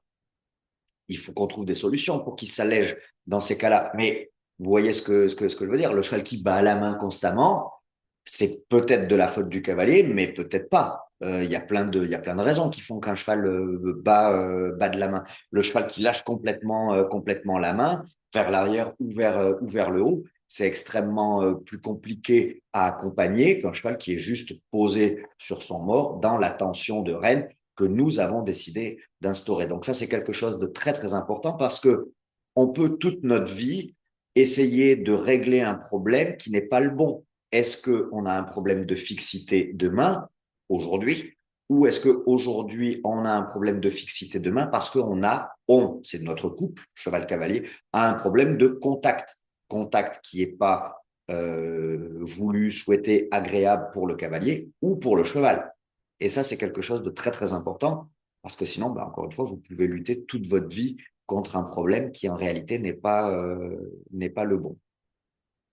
Donc voilà ce que moi j'avais à vous dire. J'espère que ça a été intéressant, j'espère que ça a été clair. Je vais vous proposer, si vous voulez, on a un petit quart d'heure, parce qu'après je vais devoir filer. On a un petit quart d'heure. Donc si vous avez des questions, faites-moi signe. Je vous propose à celle que je vois là, hop, de réactiver vos sons. Ou si vous préférez ne pas parler, vous pouvez me l'écrire dans le chat. Si je vous ai pas réactivé le son et que vous avez quelque chose à ajouter ou à proposer ou à dire, mettez-le dans le chat. Voilà. Après, tout le monde a reçu la proposition de remettre le son. Oui, Sinon, vous me faites signe dans le chat, je vous la renvoie. oui, oui.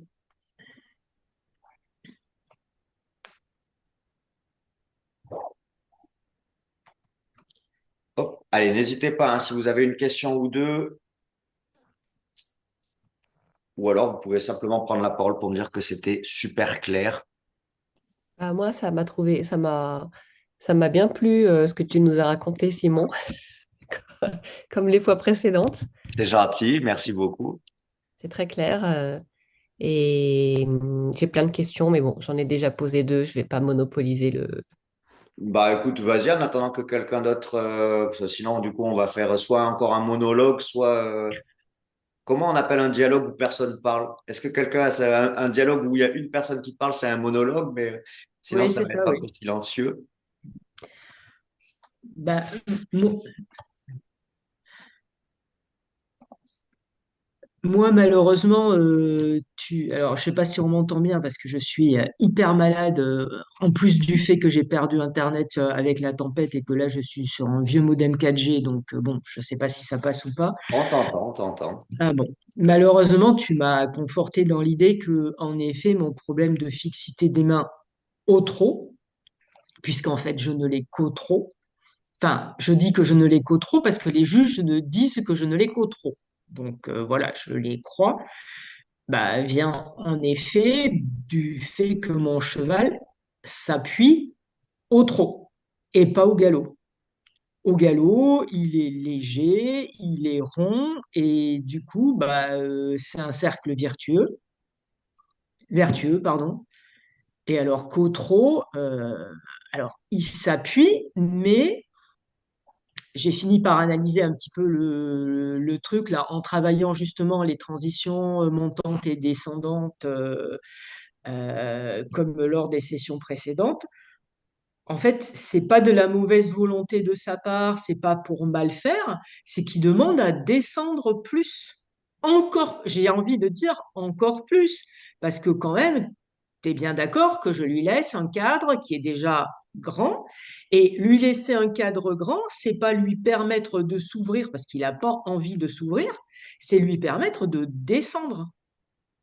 Et là, en travaillant les transitions et en travaillant au galop un peu plus longtemps qu'à la maison, parce que quand je vais au centre équestre, je suis sur sable, alors qu'à la maison, je suis sur herbe mouillée, donc je galope pas très longtemps. Bah en fait, au bout d'un moment, quand je repasse au trot, il se tient bien et en étant à peu près léger, deux, trois foulées, et tout d'un coup, il est hyper lourd parce qu'il demande une extension d'encolure. Il a assez travaillé. En fin de travail, on est en extension d'encolure. Et là, si je rends les rênes, ben, il est bien, mais il s'appuie plus. Mais du coup, j'ai pas de solution. On peut pas dérouler une reprise de dressage en extension d'encolure. Donc, on fait comment? Bah, il y a deux choses. Et en fait, ça va répondre à ta question de manière un peu normande. On fait comment pour dérouler une reprise de dressage quand notre cheval veut faire que de l'extension d'encolure? Eh bien, du coup, en mettant en place tous les éléments qui permettent à notre cheval d'avoir les capacités physiques de se tenir, et ça passe par l'extension d'encolure. Ah oui, Euh, mais c'est ce que je fais depuis des mois maintenant, hein. et oui, Et il le fait trop bien. mais c'est la solution. Mon copain Alexandre Ayache me dit que le gros problème du dressage français, c'est que 99% des cavaliers aimeraient s'entraîner au quotidien sur l'attitude de concours, alors que l'attitude de concours ne devrait représenter même pas 10% du temps de travail d'un cheval, et que les 80% du temps de travail d'un cheval, c'est le nez plus bas que le garrot, 10% de manière un peu horizontale, pour lui permettre d'avoir la force physique de faire une attitude de présentation. Et en fait, la réalité, elle est de manière, elle est toute simple. Tu dois avoir, mais c'est même, en fait, tu devrais même avoir des repères sur tes rênes, tu vois. Tu Je devrais les ai, avoir, je les ai. d'accord. Et bien, du coup, tu dois pouvoir te dire, OK, là, en fait, il faut trois repères. Le repère, là, c'est super léger. Le repère, c'est acceptable. Le repère, c'est lourd. Et évidemment, tu m'as bien compris que le repère, c'est lourd. Les rênes sont plus courtes que le repère, c'est super léger. Oui, bien Hein, sûr. on est bien d'accord. Eh bien, tu Et, dois travailler chaque exercice en 3 fois 3, c'est-à-dire 3 répétitions à tes, comment, 3 répétitions de ton exercice à ta longueur de rêne super léger, 2 répétitions à ta longueur de rêne acceptable, 1 répétition à ta longueur de rêne lourd. ok, D'accord? ok. Pour que, on va dire, dans 1 mois, dans 2 mois, dans 3 mois, tu sois en capacité de dire, bah, écoute, finalement, ce repère, on va dire un repère vert, un repère orange, un repère rouge, et ben, le repère rouge, tu peux le reculer un petit peu. Tu vois ce que je veux dire? Oui, parce qu'en fait, moi, j'ai des rênes avec des arrêtoirs. Et en fait, le repère que j'ai mis, je l'ai mesuré par rapport à la longueur que je mets en longe sur des rênes fixes. Ouais. Où là, il se tient apparemment sans souci et il n'est pas forcément, même s'il peut descendre, il n'est pas forcément en bas, quoi. Il Oui, se- mais après, là, tu ne peux pas comparer ses capacités au travail monté et ses capacités au travail non monté. Pour Hmm. comment dire, un élément simple, c'est que si t'es pas dessus, il n'a pas ton poids à gérer, ton Ouais, équilibre et ton oui, ça c'est vrai. déséquilibre. Oui, mais Bizarrement, il fallait bien que j'ai un point de départ quand même. je comprends, mais du coup, je te dis, enfin voilà, surtout pour entre guillemets, te déculpabiliser aussi là-dessus, c'est pas, en fait, il faut pas comparer Oui, mais il est capable de le faire à la longe. Pourquoi il n'est pas capable de le faire monter? Hmm, Bah parce qu'on lui met oui, X kilos sur le dos et c'est même pas tant le poids en tant que poids, c'est surtout en fait le déséquilibre hmm, que ça crée. oui, oui, Mais la solution, elle est simple. Ça veut pas dire qu'elle est rapide, d'accord? Ça veut pas dire qu'elle est oui, facile. Ça veut dire qu'elle est simple. Tes 3 longueurs de rêne, tes répétitions, et puis tous les mois te dire est-ce que ma zone rouge je peux la reculer un peu ou pas. Et si oui, tu peux, eh ben c'est bien. Si tu peux pas, c'est que c'est pas encore. Si demain tu vas à la salle de muscu, est-ce que tu es capable de soulever 50 kilos? hmm. Si tu me dis oui, c'est super. Est-ce que tu es capable de soulever 100 kilos? Peut-être pas tout de suite. Tu comprends ce Oui, que oui, je oui, veux dire? oui, oui, Et oui. peut-être tout simplement que 100 kilos, tu seras jamais capable, alors que peut-être qu'un jour 99, ça te posera pas de problème, mais 100, tu seras peut-être jamais capable. Tu comprends? Mais ce qui est, enfin, j'ai vraiment beaucoup de mal parce que par rapport, justement, comme j'ai mes repères, je sais exactement où j'en suis. Quand il galope, j'ai des rênes beaucoup plus courtes, c'est-à-dire que si je ne remonte pas sur mes rênes, j'ai pas de contact. Oui, mais après, c'est différent parce que le galop et le trot, encore une fois, le mécanisme n'est pas du tout le même. Certaines choses sont toujours très plats au trot, là où ils ont beaucoup plus de capacité à venir se compacter au galop. Ah Ça oui, dépend, ça oui. dépend. Peut-être aussi qu'il est plus énergique au galop qu'au trot. Donc, du coup, s'il est plus énergique, c'est plus facile pour lui de venir se compacter. Tu vois, Bof, bof, il y a pas plusieurs vraiment, ouais. facteurs. Il y a plusieurs Hmm, facteurs. Mais ok. voilà, là, pour t'aider, tes 3 longueurs de rêne et Donc tu dis 3-3-1, c'est ça? ouais, toujours la longueur de rêne. En gros, le cadre le plus petit, toujours moins d'effort que le Hmm, reste. ok, Moins d'effort que le reste. Parce que ok. sinon, après, sinon, après, il va se durcir, se crisper. Ah bah oui, Et là, c'est pas bon. non, bah non. Alors, attendez, avant de prendre une autre question, je sais pas, Karine, t'en avais une, pas de souci, mais il y a Isa qui nous dit, bonjour, désolé, j'ai pas de réseau pour ouvrir le micro. On a parlé des chevaux très lourds à la main, mais y a-t-il des solutions pour un cheval qui, à l'inverse, refuse de prendre le contact? 50 grammes dans les mains quand il prend le contact, mais ce contact est irrégulier. La main du cavalier est plutôt liant. Le cheval travaille en extension d'encolure en longe, montée. D'ailleurs, il va surtout prendre le contact en extension, mais plus quand on le remonte. OK, on sort un peu du truc, mais alors c'est simple. La réponse à la problématique est simple. Après, moi, je te donne des pistes, Isa, et après, toi, tu creuses un peu dans tous les sens, et puis au fur et à mesure, en fonction, tu reviens et on affine le truc. Très souvent, très souvent, mais quand je dis très souvent, c'est 9 fois sur 10. Quand vous avez un problème de contact, le cheval qui en prend pas assez, 50 grammes, si c'est pas assez pour toi, ça peut être trop pour quelqu'un d'autre. Mais on va dire que, OK, je prends en compte que 50 grammes, c'est pas assez pour toi. C'est pas, enfin voilà, il n'y a pas de jugement, il n'y a pas de, parce qu'en plus, si ça se trouve, tu me dis 50 grammes, mais si ça se trouve, en réalité, il t'en met que 5 grammes et enfin, voilà, il n'y a pas de, juste, c'est pour faire cette petite parenthèse-là. Si vous avez des problèmes de contact, le cheval qui en met trop, le cheval qui en met pas assez, 9 fois sur 10, vous avez un problème de dos. Un cheval qui a un problème de dos.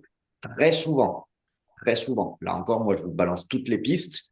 Et Hmm, ensuite, au fur et à mesure qu'on discute, on enlève toutes celles qui sont pas bonnes et petit à petit, on cible votre problème réel. Très souvent, le cheval qui met trop de contact, c'est qu'il a un dos trop rigide. Le cheval qui met pas assez de contact, qui en met pas du tout, qui lâche complètement le contact, c'est qu'il a un dos trop frêle. Trop frêle dans le sens où, par exemple, le jeune cheval ou le cheval qui a un dos un peu naturellement un peu renversé. Ces chevaux-là, pour se soustraire au contact, et ben du coup, comme ils ont du mal à venir, enfin, c'est pour se soustraire au fait de venir mettre leur dos en place, ils ont du mal et ils lâchent le mort. D'ailleurs, ça rejoint un peu ce que tu dis, c'est que quand il met du contact, il t'en met en extension d'encolure parce que cette attitude-là favorise le fait qu'il mette son dos en place. Donc, comme il est peut-être mieux dans son corps dans cette attitude-là, il peut revenir un peu plus vers son mort. Et quand tu remontes sur tes rênes, et ben, du coup, en fait, il se recule de ton mort parce qu'il vient creuser le dos. Alors, un, encore plus d'extension d'encolure. Deux, le remède à tout, l'élixir magique. Vous avez déjà tous vu ces vieux, soit dessins animés, soit ces vieux westerns où à un moment donné, il y a un peu le savant fou qui vient vendre, soi-disant, ces élixirs magiques qui guérissent de tout. Eh ben, en équitation, pour tous les problèmes de dos, l'élixir magique, c'est faire des transitions galop, trop galop, le nez dans le sable. Ça, c'est vraiment quelque chose qui va donner de la souplesse au dos rigide, de la force au dos trop frêle, de l'équilibre au cheval qui en a pas, enfin bref, tout. C'est l'élixir magique, c'est ça. Le galop, trop galop, le nez dans le sable, en longue parce qu'il n'y a pas le poids du cavalier. Mais ensuite, pour te donner plein d'éléments, on va aussi pouvoir creuser peut-être le mort. Si le cheval ne vient pas prendre de contact du tout, c'est peut-être qu'il a une bouche un peu plus sensible que, que, le, que le mort ne le nécessite en réalité. Et des fois, on peut même, comment dire, se dire, bah oui, mais non, je comprends pas. Moi, pourtant, ça c'est parfois un peu ce qu'on me répond. Oui, mais pourtant, je monte mon cheval avec un mors en caoutchouc.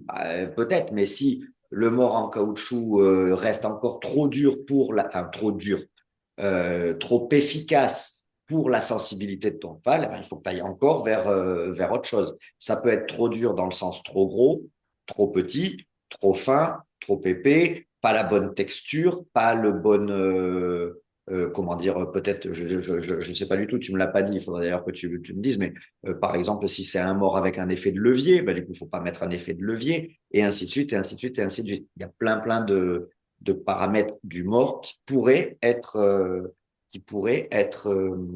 comment dire, étudiés parce que ça compte aussi. Mais l'âge aussi, quel âge a-t-il? Si c'est un 4 ans, OK. Donc là, tu nous marques un mort olive tout simple. Donc, peut-être qu'avec un double brisure, il serait mieux.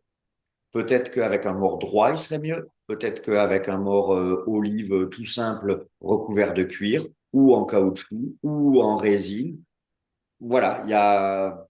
Mais par contre, et prends bien en compte, OK, d'accord, un cheval de 12 ans qui a commencé le travail il y a 2 ans.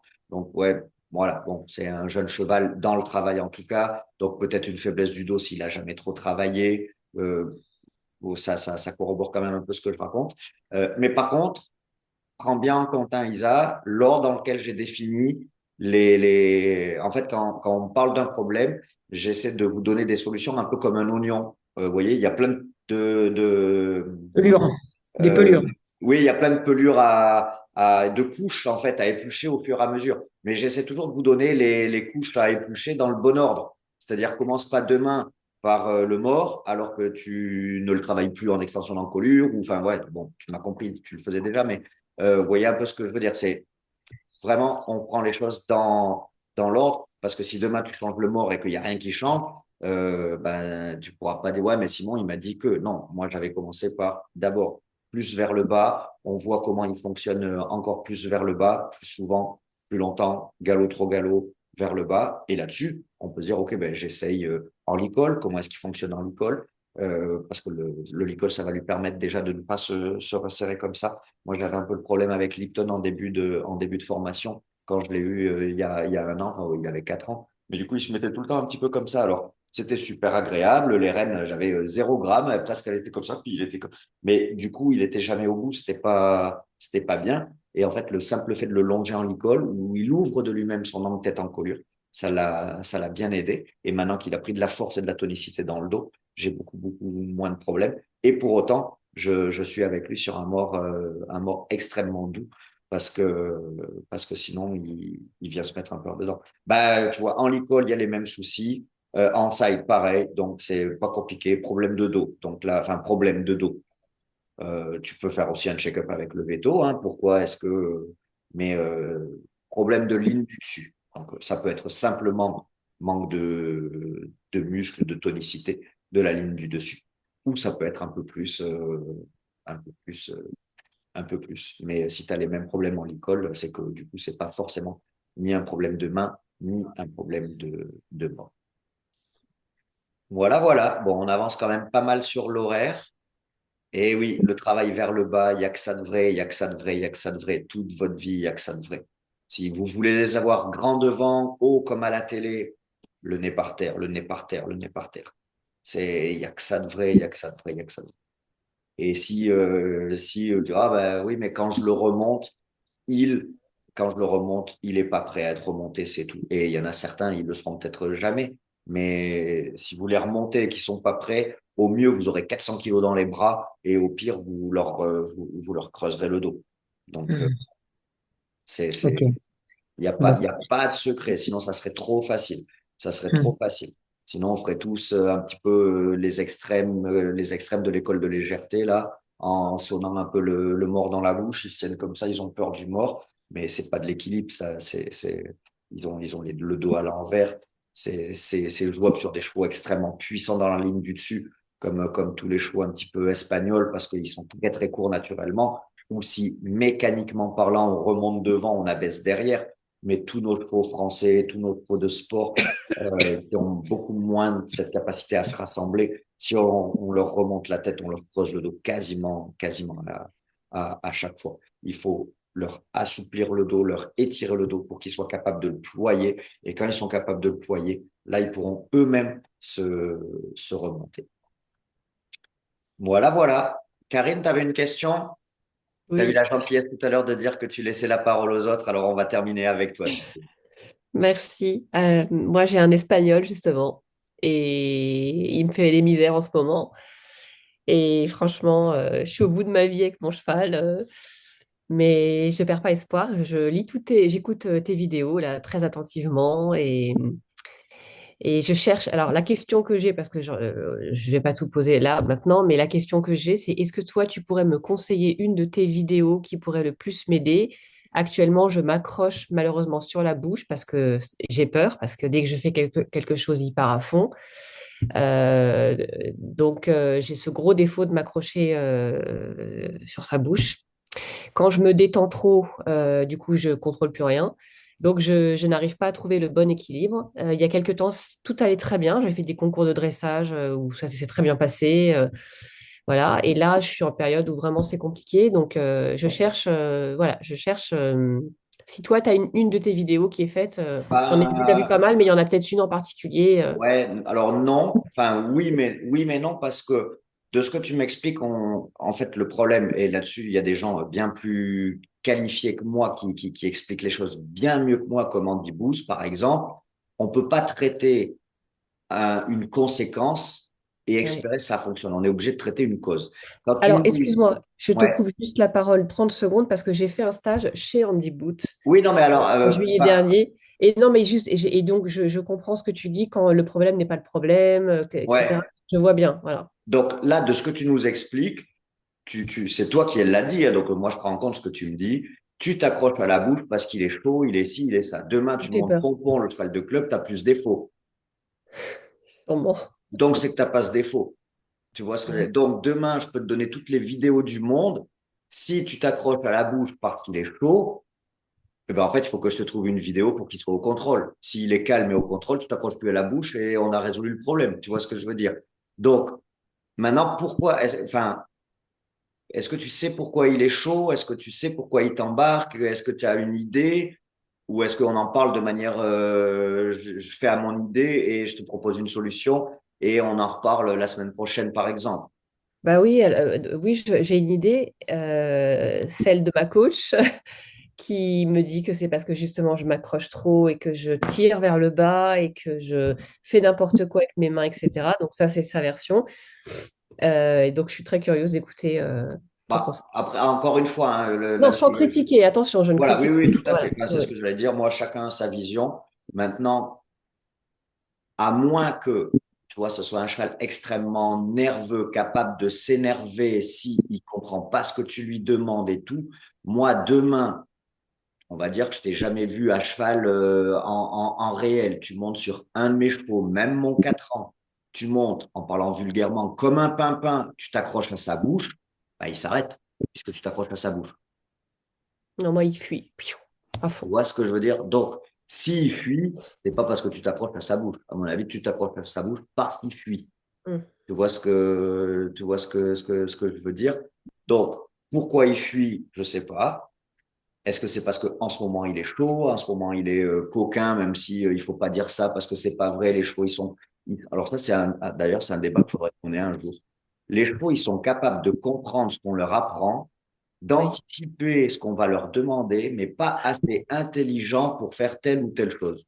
Bon, en fait, c'est un peu comme ça nous arrange. En tout cas, toujours est-il que moi, je ferais toi, j'essaierai de faire différemment.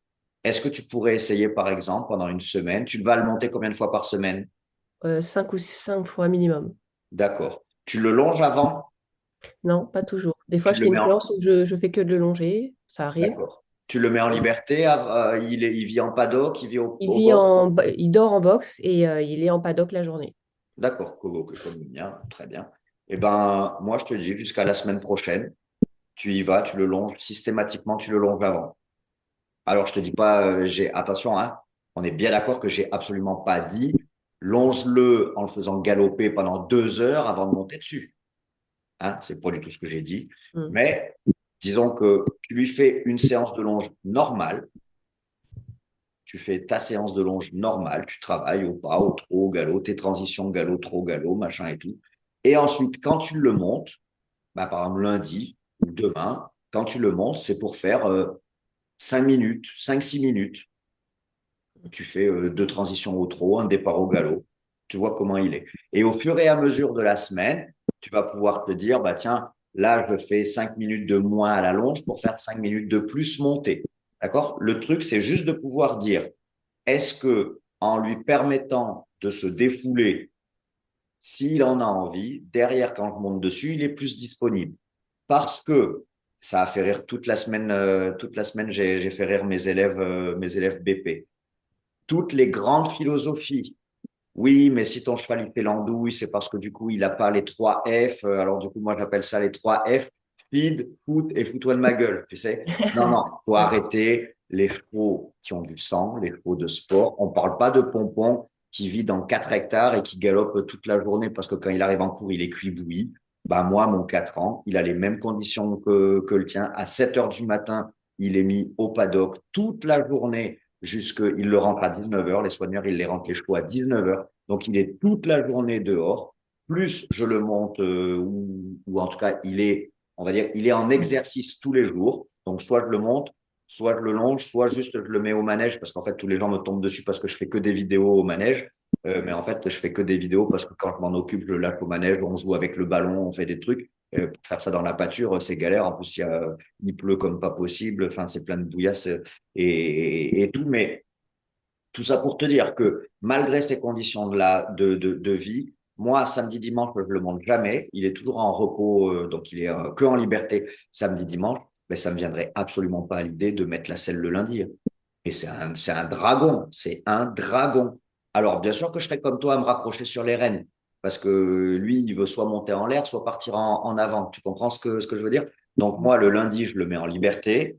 Ensuite, je le redescends à l'écu, donc dans le manège. Je vais le chercher au paddock, bien que les gens comprennent. Je vais le chercher au paddock, parce que le temps que j'emmène mes enfants à l'école, je vais le chercher. Il est au paddock déjà. Il a été sorti à 7 heures. Je vais le chercher au paddock. Je le mets en liberté dans le manège et il galope dans tous les sens. On joue au ballon, machin et tout. Je le redescends à l'écurie et je le remonte pour le longer. Le mardi, je le mets en liberté et je le monte. Et le mercredi, je peux le monter. Mais si je fais pas ça, mais je fais du rodéo. Ouais. Je fais du rodéo. Alors, quel est l'intérêt? Je fais du rodéo pendant 20 minutes, je m'accroche à la bouche et après, on peut enfin travailler pendant 20 minutes quand il s'est dégazé.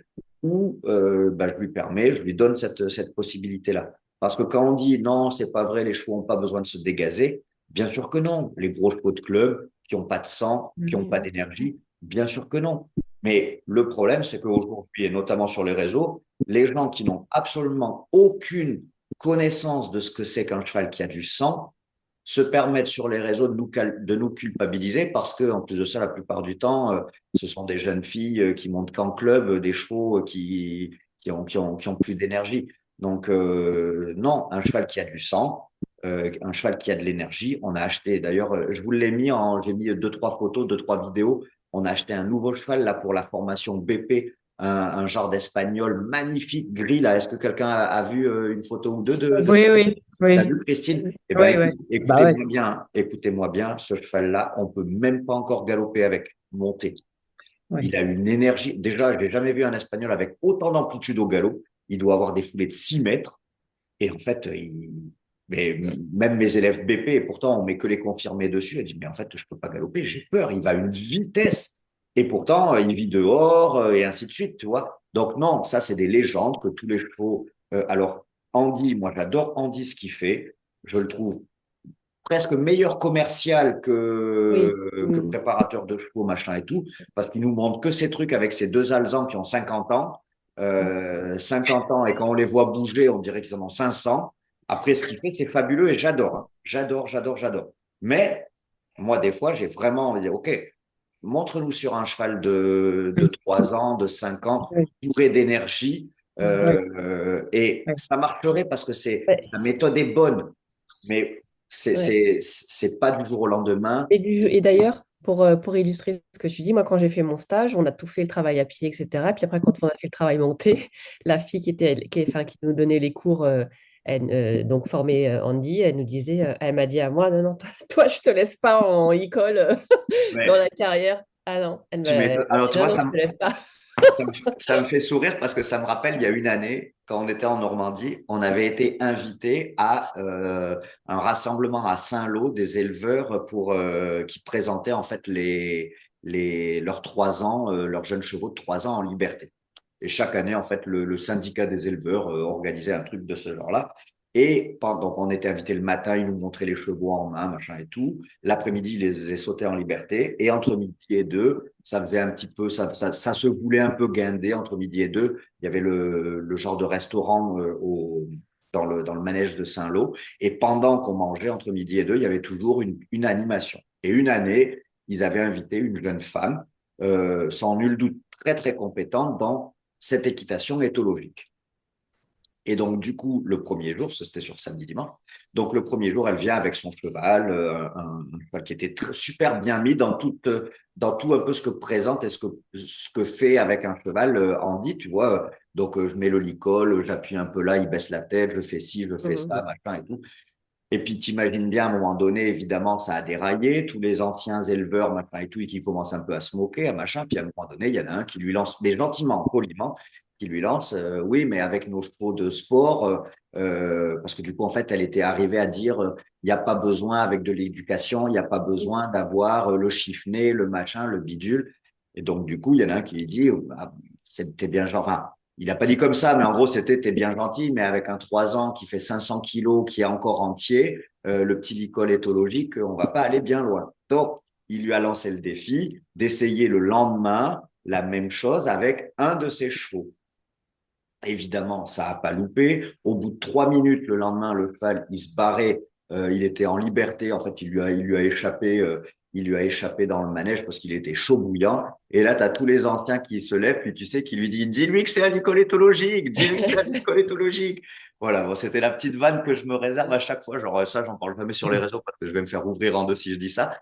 Mais, et pour autant, je crois en cette équitation-là Oui, parce oui, que, il y a du en bon fait, ça partout, a de des toute façon, super beaux hein. principes. Oui, Mais il y a du pour ceux bon. qui connaissent l'équitation, et notamment l'équitation de tradition française, cette fameuse notion de le cheval cède à la pression, parce qu'en fait, c'est une des plus grandes philosophies de l'équitation éthologique, c'est mettre une pression, le cheval apprend que en cédant, la pression arrête et petit. Mais en fait, ça, c'est Fauché qui l'a inventé, hein. C'est pas l'équitation éthologique, Non, c'est l'équitation, enfin, c'est de l'équitation, tout simple. Après, aujourd'hui, équitation éthologique, ça fait beaucoup vendre, mais rien n'a été inventé. Et pour te dire une autre anecdote qui, moi, me fait vraiment, vraiment sourire, pareil, quand je la raconte, personne ne croit. J'ai eu la chance, quand j'étais à la garde républicaine, d'aller au Salon du Cheval, et sans nul doute, un des tout premiers salons du cheval où un, un cow-boy un peu style équitation éthologique faisait une démonstration. Donc peut-être que c'était Andy, mais j'ai vraiment aucun souvenir, donc je veux pas du tout dire que c'était lui parce que je me rappelle absolument pas. À l'époque, enfin, je te parle de ça, il y a vraiment vraiment belle lurette.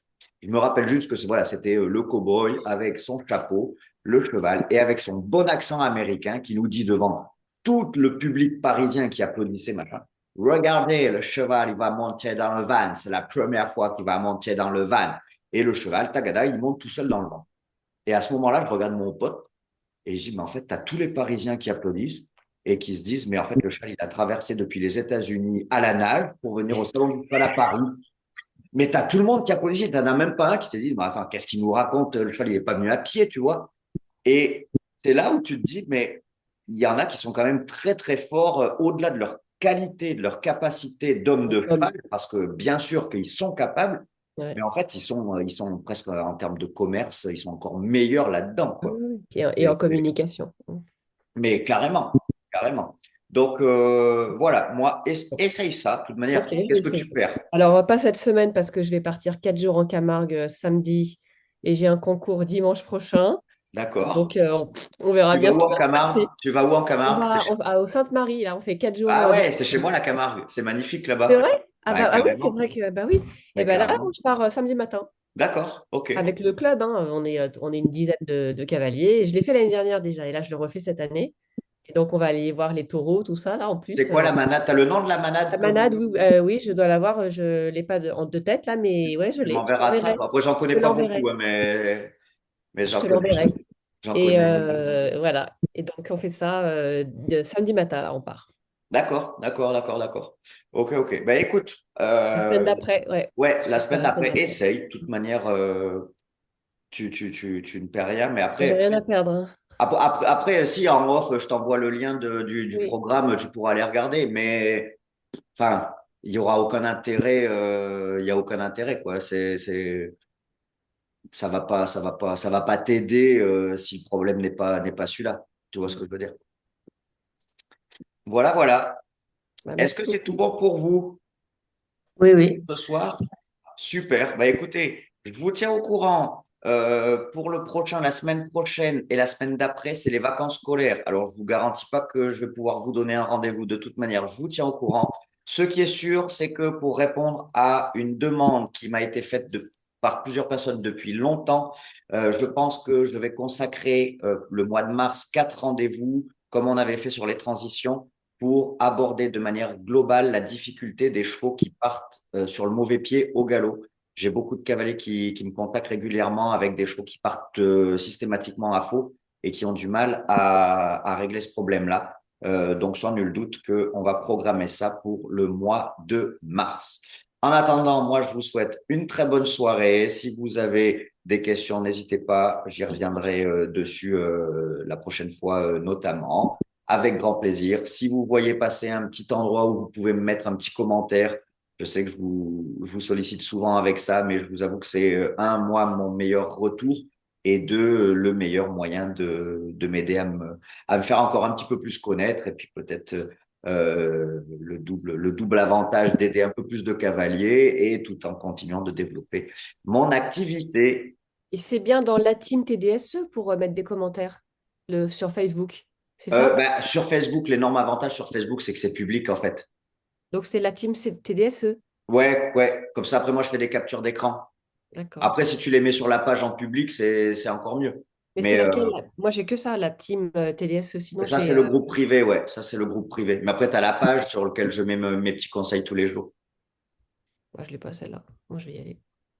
Ok. C'est tout bon? Ouais. Allez, ben écoutez, je vous souhaite une très bonne soirée. Je m'occupe de mettre le replay pour ceux qui étaient absents et le petit résumé dans les jours à venir. Je vous souhaite une bonne soirée. Bonne Bonne soirée. soirée, À merci, au bientôt. revoir.